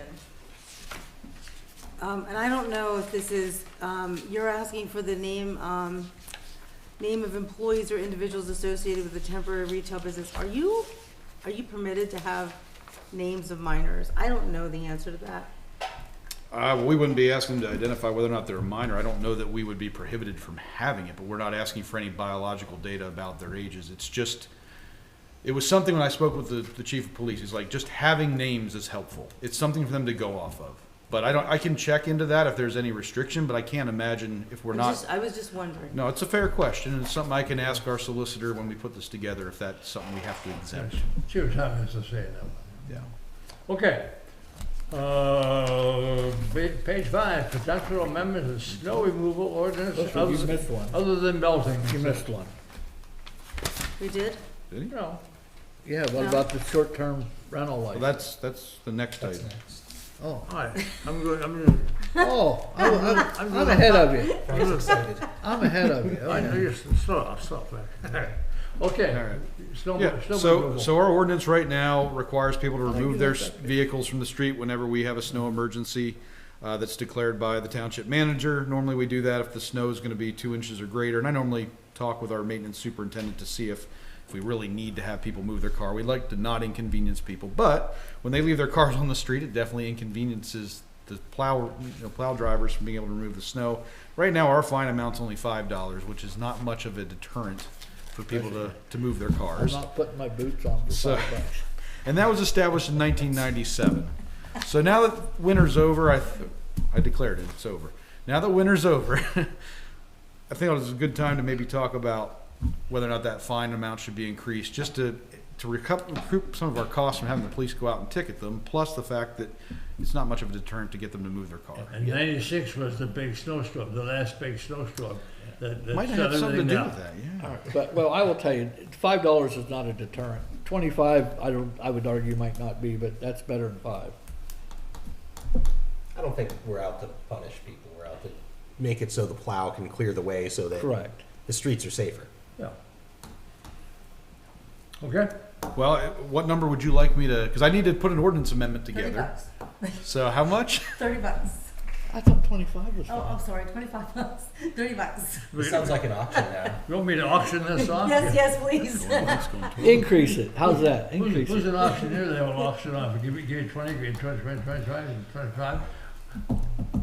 I mean, 20? He told me to No, increase. 25. Where's it? What did you said? say? You said it's around 25. I in the said other- 25. in the other. Yeah. Yeah, it's 10 to 25, but some of their ordinances also haven't been updated since 1997. So in a few cases, I think other municipalities have already been charging 25. But yeah, it's Sounds like 25 is a consensus number. I think that's fine. That's. Is there an increase, like 25 for the initial offense? What is the increase to thereafter? normally it's gonna either double or triple if they don't pay it within 24 hours. So we can have it where if they don't pay it within 24 hours, it doubles or triples. But you say above it says specifies a fine amount of $5 a pay, okay, or 15. What if they keep doing it? Is there something we should add if they keep doing it? First offense is $25 and. Like second offense. We can always have it structured that way. If there's a second offense within a certain period of time, that the fine amount automatically goes up. I really think that would be. Hold on. How many second offenses have we had over the years? I honestly am not sure. Probably not too many, but that might be because the police didn't go around for a second time to ticket them again. Okay. I'd say another part of this ordinance that I have not, doesn't sound like it's been enforced much, is we do have the ability to tow a vehicle too. So if a property owner is leaving their vehicle out there and getting ticket after ticket and our plow drivers can't clear the road, it's always an option. Not one we want to necessarily take, but if it truly is making it that we can't make our roads safe because one person won't move their vehicle, it's another option, and then they'll have to pay the fees for towing. And now we have a impound. towing company in town. We do. We do? Oh, yeah, they do. One But down don't there. you think we ought to give Yeah. them a couple shots before we tow them? Well, Yeah, I think it depends on absolutely. the circumstance. But I think the second ticket should be higher than the first. We had a situation, for example, over, it's actually still there, Springfield Circle in Willowbrook. There's a vehicle that's been parked there for at least a couple of weeks, if not longer, without a license plate. It's not inspected, and it's not sitting up against the curb. You've been by, I think it's a little bit away from the curb. So it was difficult for our plow driver. Well, the police are working through their process where they, because it's not an emergency situation, they're going through the process of notifying the property owner or the property owner of the vehicle. If you don't move it, we're going to tow it. But Well, what if it's not that property owner? well, I'm saying that whoever owns the vehicle, The VIN number. right? They would go The to owner the- of the vehicle. I said property owner, the owner of the vehicle. So, nonetheless, that's another option. But we can always structure it where there's a second. If you get another offense within 24 hours, it's doubled or tripled. Can you pay this Within online? 24 hours, like if you get another, so, yeah. what about second offense in the season? I'm talking about Oh, the season. I see. You're talking about the season. Okay. Yeah. Whatever. I mean, if one is a good tell you to get your car up the street, I do kind of agree with the second offense in a season. I can mean, check that with the seems police and see reasonable. if that would be difficult for them, because they're the ones who enforce this for us. If they're gonna be able to look Okay, up I and say, oh, understand. this car definitely, or this Yeah. property owner keeps, they put a different vehicle out this time, would they know? Well, maybe by Yeah. plate or something that would Right. make it a little less. I'd have to see if their record system is gonna show that for the parking Yeah. side of things. okay, that'd be nice to know. You have another proceed? Mark? Oh, absolutely. Okay, proceed. I'll do that. Okay, proposed amendment to chapter 3, article 3, section 3.8, applications for short-term rental licenses. So late last year, board adopted the short-term rental ordinance, and one of the requirements is that for the application, they need to, the applicant needs to supply proof of registration for hotel tax, which is collected by Center County. While we began administering that ordinance, we became aware that the county doesn't actually issue any type of certificate or other form of proof that they have registered to pay. Additionally, we also learned that Airbnb and VRBO do collect and pay to the county and to the state, and that the county actually doesn't require any of those owners to register if they're exclusively using Airbnb or VRBO. So, you know, if they were to show up at the county and say, I want a registration so I can show it to the zoning officer, they've basically been told, we won't do anything for you because you use these other platforms. That's what we've been told. So it's not a township requirement. This was something we threw in there to help the county with collecting this tax, but in the situation we've now found ourselves in, we have applications that we cannot really deem complete because they don't have everything they're required to provide. So it's our recommendation that the board remove that, just that one requirement, the proof of hotel tax registration, from the ordinance. It would just simplify administration for staff, and it doesn't really affect the purposes and the intent of the short-term rental ordinance, because it's not really related to what the purpose and intent is. So if you're comfortable with that, we would bring that back as an amendment probably at next month's meeting. And you're gonna put that disclaimer in there, correct? You're gonna put the disclaimer in there, the one you have written at the bottom? In the That they may application, register?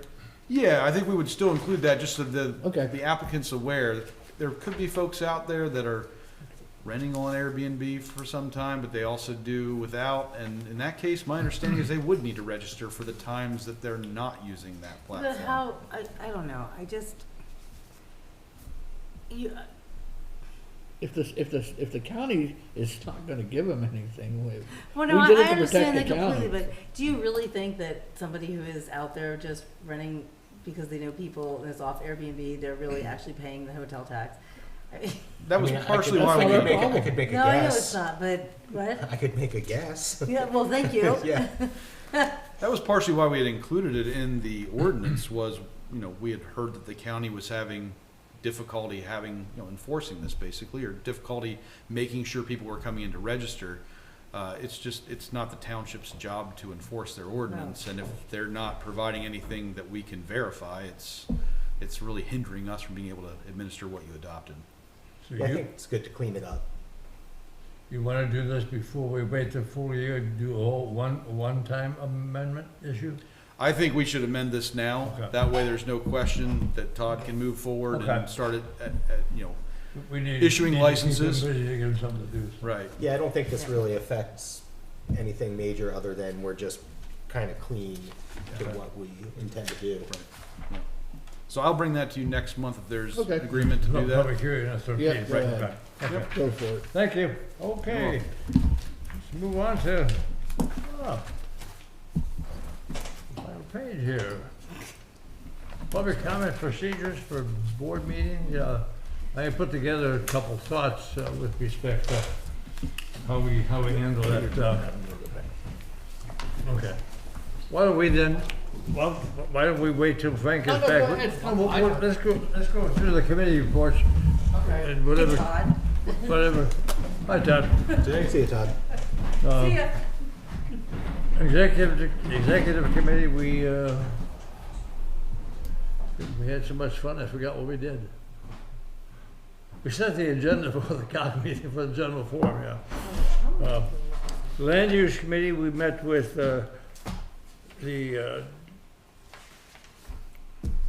community infrastructure, no, the sustainability action. committee, yeah. And went over the refuge rate issue, which actually You're was, stealing my thunder, Dave. okay. That was my big thing for. And the other thing was a consolidation of the two committees that it's still going on. It's gonna be more difficult than we thought.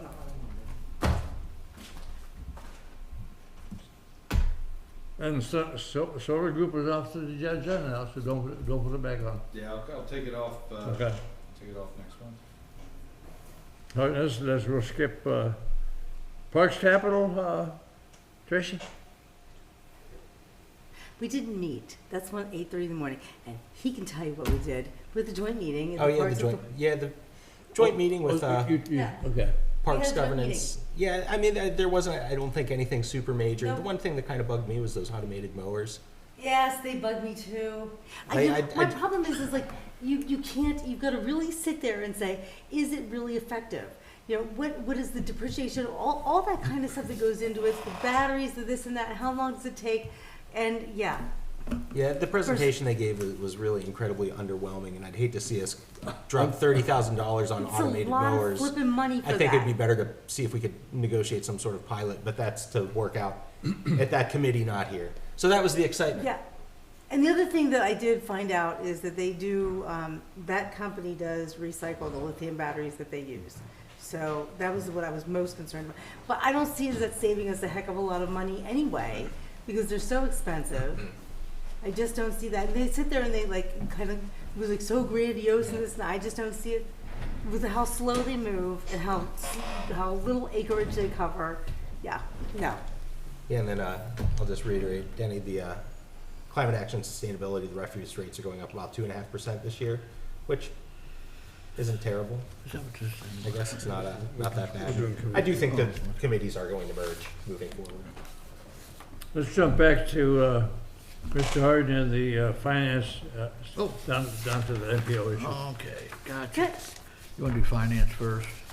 Okay, the big thing with finance right now is, and this is this week's agenda, but the big thing we're looking at is we've got the fund balance policy pretty much knocked out. And I don't know, I know you've seen most of it. Yeah. I don't know if have I sent you other guys to look at? No, I don't I'll think try to so. remember to do, I have the draft, I don't have the final, but basically, I think we've done a pretty good job with it. If you start reading them, each agency has a policy. So whether it's, you know, Park and Rec or SCLO Library, they all have their own policy that's unique to that, and even the difference between their fund balances or not fund balances, capital versus operating, they all have their thing. And a lot of it is the same for each one, but it's, you know, do we keep a month's worth of their annual budget, or 2 months, or whatever it is, but I think it's a good starting point, and we've hashed it out now for almost a year. So we're ready to send it on. Hopefully we're gonna release it to the general forum, or at least to the municipalities for comments here this Thursday. So if that comes in, I think it'll do a lot for us and make this process of the budgeting there a lot easier. But that's pretty much what's going with finance. The connector, okay, you saw the EIS come out. We have 45 days, which is probably already lost about 10 of them. But we have about 45 days to make any comments. That's the material on the counter, the big Yes, the book, there's big 3 box. books in there in the counter. It's But a lot printed out. yes, but if you go to PennDOT/SCAC, it's right in there. You can go online and look at it. That's what I did. I just saved it and I just go in and read it. But today I went through it. I took about 3 hours, went through it. I really didn't read it like word for word, but I tried to go through and get an idea how they were presenting things, and then went through it to try to, so I can go look things up where I know things are at. I'll keep, you know, looking at it periodically, but it's a big document. The actual draft EIS, I think, is 220 pages, and then you've got reams of charts Amendments. and all kinds of stuff in it. But if you read it, they've been pretty thorough with it. I think from our standpoint, the biggest fight that we still have to fight is this road right up here coming down, making it into a 5-lane road. I think we've got That in getting that exit and entrance ramp Yeah, is to- just the most ridiculous thing I've ever seen. So like I said, that's the thing we've got to do. And when we go to these, we have any kind of meetings, I think they want to have a meeting with us. So any kind of meetings of that, I think that should be our focus. We'd like to do a lot of other things, but I think if you read the articles, they've got enough evidence now to take it where they want to go of the 3. They've pretty well covered all their bases. And I think the central is going to probably be what they end up with. Where does another fit in that was circulated, the draft from the Liberty Hill people, looked like a day ago, Teresa, signed by Lisa Pennypacker? You got The letter that I forwarded out to all of you today? yeah, was it today? That was today, Yeah. yes. Yeah, that'll probably go, I think that went to PennDOT, didn't No, it? that's just a draft. It's a they're working draft. on. Yeah, but it's going to go to PennDOT. Right, I believe so. It's I'm just meeting addressed- with that group, I think, Thursday. Right. but they, With the Liberty Hill yeah. group? But yeah, like I said, they're working on from there. And if you know Lake Penn, the more they get, like I told them up there when I was up there, if you, instead of one letter, write 220, I don't care if they all say the same thing. You know, you get 220 people's name on that, that's a lot more impact. But I think that's our fight left. We don't have much else to go on as far as that. I think 45 is a major, Yeah. like what they do with that, you know, for the people in Ashworth, for the people at Liberty Sure. Hill, having to cross.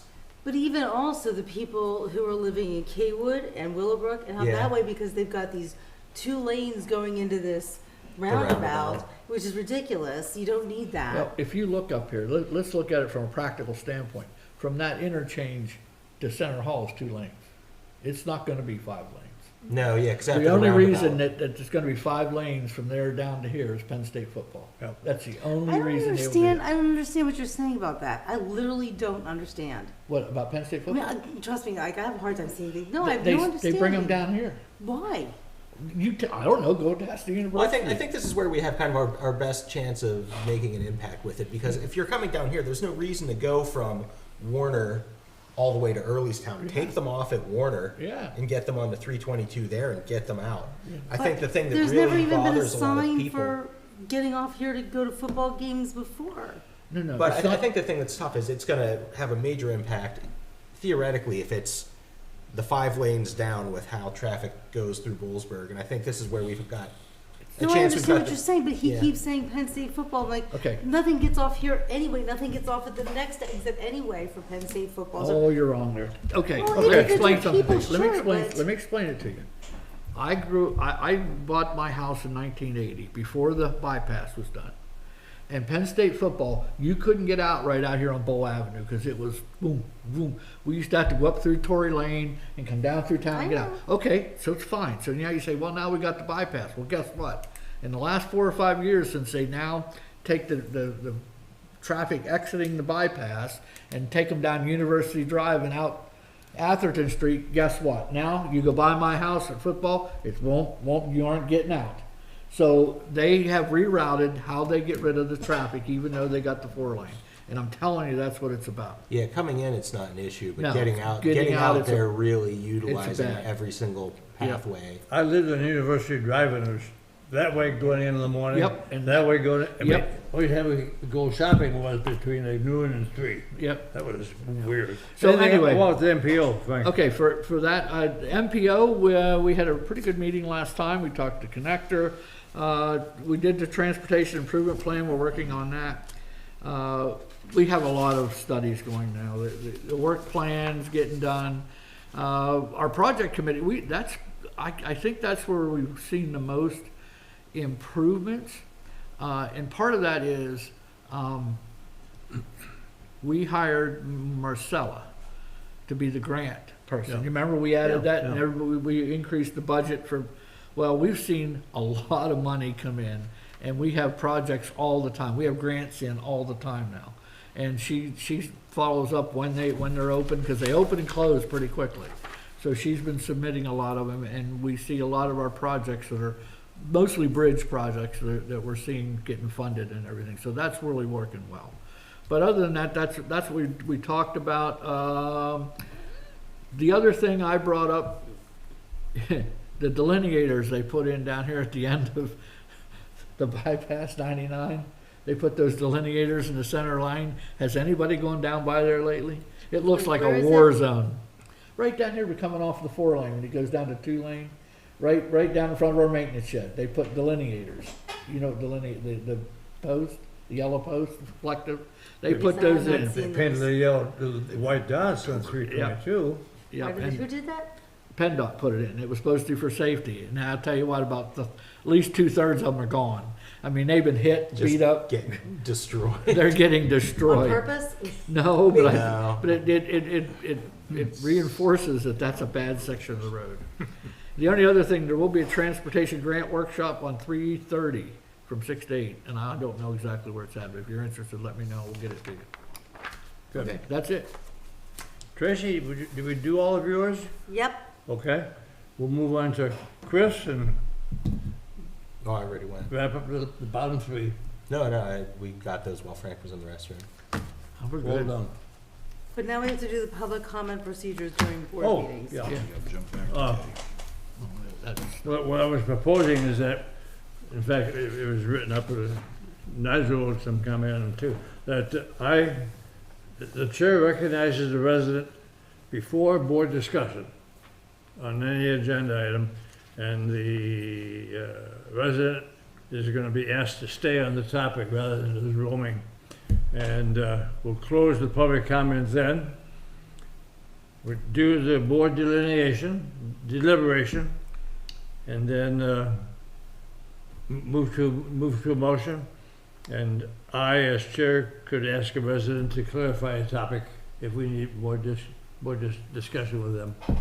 We're thinking of maybe putting this on the agenda page itself, so run us through a year or a couple months to see what happens to it. No big change. Okay, anybody wanna move to number 9? Or do we need to discuss that at all? Discuss a little bit. I mean, You make want sure to? everybody else is happy with that. Yeah, I think kind of, this doesn't seem like this is really any change from what we do right now. So, yeah, I know, that seems fine to me. I like putting non-agenda items at the top. If there's anything going on that anybody wants to mention, I think that's easy enough. I don't know that we need to necessarily say it has to be exclusively non-agenda. If somebody wants to come in and mention something that's on the agenda and then go do anything else, I think that's, fair to them. But I think it's also fair that we, kind of how we've done in the past, have them come up, speak their piece, but making that, that delineated line where once comment's over, I like the one thing that Nigel mentioned there, like by exception, you can ask to clarify. Yeah. But wait, now we're gonna do them all at the beginning, or No. agenda items before agenda items and other comments at the beginning? I Yeah. think at the beginning, whatever you want, Yeah. agenda Before. item, non-agenda item, Yeah. whatever, that's completely open The public comment. non-agenda, I would leave it as it is. And then if you prefer to wait until your agenda item comes up, Yeah. I think we invite public comment at the beginning of every agenda item. Obviously, you can see we don't get very much, I but think the thing that we've gotta to, and this is probably more for us, the discipline is, we don't litigate with them. We let them No, have, it's just their piece. The Yeah. only guy that can litigate is the chair, because he can say, would you clarify? If the chair wants some clarification from that person, that's the only person that would go back. And the rest of us, we would do our deliberation after the public comment here. What if somebody else needs the person to clarify a little bit more? What do you mean? Like, you're the chair and I need some clarification on what the person's saying. Well, you can ask the chair. Chair, can you please have that person clarify, or can I just say, could you clarify that a little bit more? Have the chair do I it. would say run through the chair just for consistency's Keeps sake. order. We'll put this in the agenda. Oh, go I ahead. do have a question. Go So, ahead. yeah, we talked about adding this to the agenda so there would be an announcement so everybody would understand how this is gonna work moving forward. You're right, there's nobody here this evening, but time we have it. There will be a time when there are a lot of Right. people here. So we figured it would be Yeah. good to have it in there just so it's sort of built into the process, everybody understands it. Do you want there to be included in that statement a limitation on time period? Yeah. On the. For agenda items, for an agenda item, do you want to limit them as well to 5 minutes per person? Yes. Yeah, I would. Okay. At least to give us a point of, yeah, yeah. I think it gives us a point of starting, but I also think that, like what's her face was speaking in front of, whatever she was speaking in front of, and they gave her 5 minutes, and she had 15 minutes of a logical, concise presentation to do. I think that if there's something ever that comes up where somebody brings a logical, concise presentation, and I'm not gonna cut somebody off at 5 minutes. It's not right. Well, If you've got 15. It doesn't happen like often, but if it ever does, I don't wanna. You're saying about an agenda item? Yeah, like somebody comes up as a gentleman and has a logical, concise presentation, for whatever reason, not for, against or whatever, and they wanna bring it forth to us, maybe a knowledge-based or whatever. I think that if something warrants more than 5 minutes, I don't wanna cut somebody off. well, I think if you want more than 5 minutes, you need to do that ahead of the meeting. And that get would on be, the and agenda. that, Maybe? let me finish, and that would be between Mark and the chairman. To say, yeah, that's worthy of coming forward with a presentation. I think that we let the chairman and Mark make that decision. If somebody contacts Mark, yeah, if somebody contacts Mark and says, hey, I want to talk for more than 5 minutes, then that's done ahead of time. And so that whenever we sit down, we say, we're gonna have somebody that's gonna talk for more than 5 minutes. Procedurally, I think that makes sense. We've had people that have contacted me just to say, hey, I want to speak on this item, and I've made sure I've let the chair know this person plans to attend. They just so that the board doesn't move too quick and they don't get a chance to say something. Sure. So yeah, that makes sense. But the other thing too, I think we need to address, and maybe we put it in there or what, but we've had people that come up and want to talk twice just to repeat their thing. Unless, if they want to come up a second time, they should be asked, do you have something new that you haven't already said? Repetition issue. Yeah, do you have more, or do you have another position to do? And if they say no, well then we've already heard that. You know? Would it make sense then on the agenda, in between, like here and here, just add a public comment line? Like a request for public comment before it goes to discussion item? So like, we read the proposal to install a commemorative Liberty Bell. Before we deliberate, just make sure we always ask for a public comment for.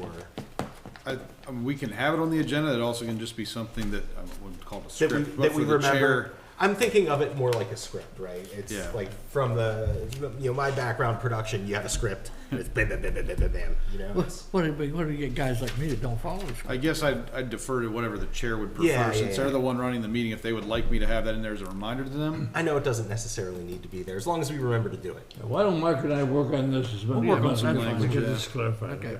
You wanna go back and do your manager report? Oh, Tracy? What? Oh, I okay. I had one more comment. Okay. I mean, we're a small township, and, I'm just gonna repeat what I've said before. We're a very small township, and things like, especially with the short-term rental ordinance, it was heated. For this township, that's what I would consider heated. But when I walk out and around, you run into Fred Daly and run into all these different people who have spoken and everything. Some people agreed with it, some people didn't agree with it, but not one person did I ever hear that they didn't have their say in what they wanted to say. And not one person felt shut down, not one person felt, and I just kind of feel sometimes if I have to sit here, if I have to sit here for an extra half an hour of my time, I don't care. I want everybody to feel heard, because maybe it'd be different if we were in the borough, or we were in, Ferguson, or we were someplace else that was bigger, but we're small. why would it be different? Why would it be different? Because there are less people here. And maybe it would be different if we had more things impacting, but when we have things impacting, I just like to make sure that, everybody is comfortable in our audience, and I just think that's important. Yeah, I think the whole point of this is just to clean up our process, not so much as it is to encourage more or discourage public comment. I would prefer we have more public comment always, but just to clean up our process a bit. And more public people. Yeah, Yeah. You wanna do the the chairs are manager? comfortable. Hit the manager report. Anything we need to cover? just a couple things. First off, at your place setting, there's that gas pipeline map that I did not reference in the manager's report, but this is a project that I became aware of last week and met with the one of the folks from the company about where they're going to be doing some improvements. Also, the refuse and recycling memo regarding the rate changes. I know that was mentioned briefly by Supervisor Morel.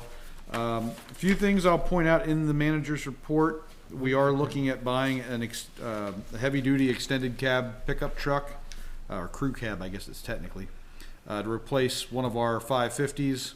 So the price in there, it actually is a little higher than what we were originally quoted, because we found that the transmission wouldn't support a power takeoff. But the goal would be, we're still gonna be well below what was budgeted, $100,000 for whatever truck we end up getting. Just remind them, because it's a crew cab, doesn't mean it gets to sleep 6. Not the sleeping cab, though. Oh. There's only 5 on the crew, Frank. So they're Okay, gonna- so it doesn't sleep 5. We're breaking the precedent if we're gonna do a Chevy rather than a Ford. we might. Yeah, that's the one they prefer. Get a Toyota. Yeah. Get a Yeah, Toyota. Toyota. Get a Toyota, they Get a last. Toyota. They last longer. I don't know they could get a Toyota that had I don't think there's a Toyota that has the power takeoff and the transmission for them to be able to use tools with it. It is that large, probably. It's that large. I don't think they have a Toyota equivalent for that, so. But they do. No, Anything else? Is it with the double, If it's a 550, it's huge.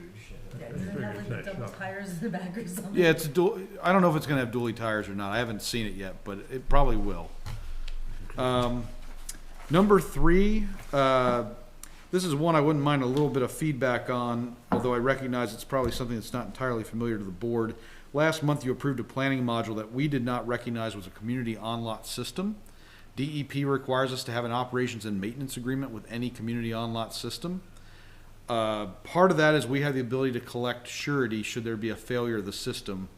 DEP said no matter what we do, we should be consistent. So if we're going to require surety for this one, you should require it for all the future ones. But likewise, if you don't require it this time, you shouldn't require it in the future for other ones. That's the opinion of staff, is that you require surety of these, just should they fail. The township could ultimately be responsible to, It's triggered at 2 per lot. yes, if there's more than, well, it's more than one dwelling unit utilizing the same system. Yeah. It doesn't even have to be on the same lot, but you could have Just the same a community 2 lots doing. sharing So the we're same talking just the system. community Right. systems, not the individuals. Right, in this case, it was a property out off of Misty Hill that had 2 houses proposed on it. Even if it's on the same lot, because they're using the same system, it's a community system, and it triggers this requirement. So I've sent it to Pentair and told them this is what staff's opinion is, but I wanted to get your thoughts before, bringing it back to you in a future month, should the applicant be willing to do Keep it. us out of hot water with DEP. Well, I would think we would charge the surety, because if I'm looking at it, usually, if we have to provide sewage, we're gonna put sewer line in, just like we did up at Tussey. So if we do that, what's a hookup now, $8,000? Well, the surety would be to repair the system or build another one in its place, should Okay, it so we don't have to, we fail. wouldn't have to provide them with sewer. No, if that's the only option, that might, Well, I but think normally that- they're required to have a backup site as well, All but. right, I would go ahead and charge it, just, if it's gonna be the community septic, I'd charge it. And they That can way we post a letter of Community credit. triggers it 2, you say? 2 It's units. any 2 units using the same system, whether it's on the same property or not, right? Okay, 2 or more. go for And it. considering the sizes of those homes, I would bet those are nice sized lots. Yes. Fairly good size. So they can put a very big system. Yeah, they in. can have a large system and Oh, have a yeah. backup site for it, right? And the engineer should design it with that capacity. Oh, absolutely. Yeah. Yeah. Okay. And the last one I'll mention is number 4, unless anybody has questions on other ones. We were talking about changing how we do the minutes for the meetings. So right now, it's almost transcription level, which is a lot of work for staff. I think sometimes it's difficult to decide what goes in, what doesn't go in. A lot of places do more of a summary level. We have recordings, should there ever be need for a transcription. I've actually typically done summary level whenever I've done the budget meeting minutes. That's normally what I'll do, is summary level. Just wanted to make sure there was no concerns with us moving in that direction. It'll save a lot of staff time, I think, and make it easier for folks we to also read made and that- understand what was done. Because that's rely on too. That's what I was Yeah. saying. We have Yeah. recordings. If there's ever a question of what was Yeah, said, we that's can fine. always. Yeah. Yeah, I these agree with recordings live on. I have no problem. Forever. Forever, exactly. And you can get copies of those if we your home collection. Her camera's off, but I'm sure Deb is smiling at this idea. So. Well, Deb, we want the full Monty from Deb. We want it all. No, that sounds perfect. My notes already say agree, yay! That was written in ahead of time. Just a quick one for me, question here. Sure. On the People's Choice Yes. Festival. They're gonna do the traffic again, correct? The way we left it the last time? As far as I know, we were supposed to meet on Friday last week, and there were, one of the organizers had a death in the family, wasn't able to make it, so we're gonna have another meeting, but that's The my other- understanding. The Yes. other thing I was thinking is if we get our blinking lights in before that, that That'd be could be a awesome. mess. It could be a mess though, too. It People could. pushing the button. It could, but I think at the same time, you'd have this flashing beacon now too, and folks would Yeah. know there's something going on ahead. Well, check and But see if we could just flash them all the time. So if you have something going on, you just keep flashing. That's something I can ask the engineer. At this point, I'm not that hopeful that it would be all installed by July, but we're waiting on the state and all the different pieces at the state level to get approved. Yeah, So- how would you handle that? Like, how would that be handled? Like, you've got the crosswalk at the same point where you have your flagger force. That's what the And- flagger force does. That would be probably perfect, because then they're there, it's But probably somebody beneficial presses for the the button flaggers. for the crosswalk and proceeds to walk across without the flagger force. Well, hopefully there's folks on either side saying, don't walk, or the flagger Yeah, the saying, flagger in this takes case, it's- precedent. yeah, they take precedent at that point. Folks are gonna do what they're gonna do anyway, right? This was wondering, is But- there a way to turn that off for the time that the flagger force is there? I don't know, to I help would them rather out? have it going for the safety of the flaggers and the pedestrians, like double. Well, yeah, but if somebody pushes it and progresses out into the street because they think that they can cross and somebody misses that, or somebody's on the wrong side of the thing. Well, that presses person on would the have just wrong walked side. out into traffic anyway, We so. can't legislate. And stupid fire things. department is no I know that, longer but I don't want involved. anybody to get Fire hurt department's either. not involved I in don't it. either, but That was my understanding, is the fire department was not involved. That They've was my gone to, No, they're not they, involved. they had to hire somebody. they've gone to the private side. Yeah. Okay, that's fine. The fire department didn't feel that they could handle it anymore. The people they haven't, They just couldn't don't stand have- out in the heat that long. Approval of vouchers, if we'd entertain a number there. What is that big final number?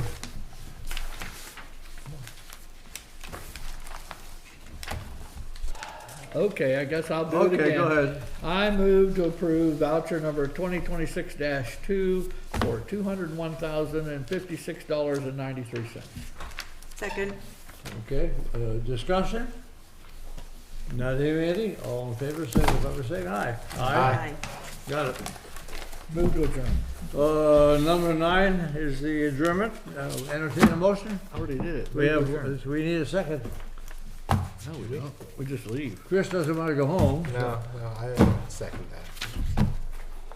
Tracy, second that way. Second. Okay. Is it still warm out? Do I need to wear my coat? Deb, That's the we talking question. about Deb probably already left. That's where the gas line goes, okay. You're adjourned? Oh, yeah, sure. You weren't paying attention. Well, I was writing notes. I don't Thanks, Joe. actually need a motion for the second. They were less deep.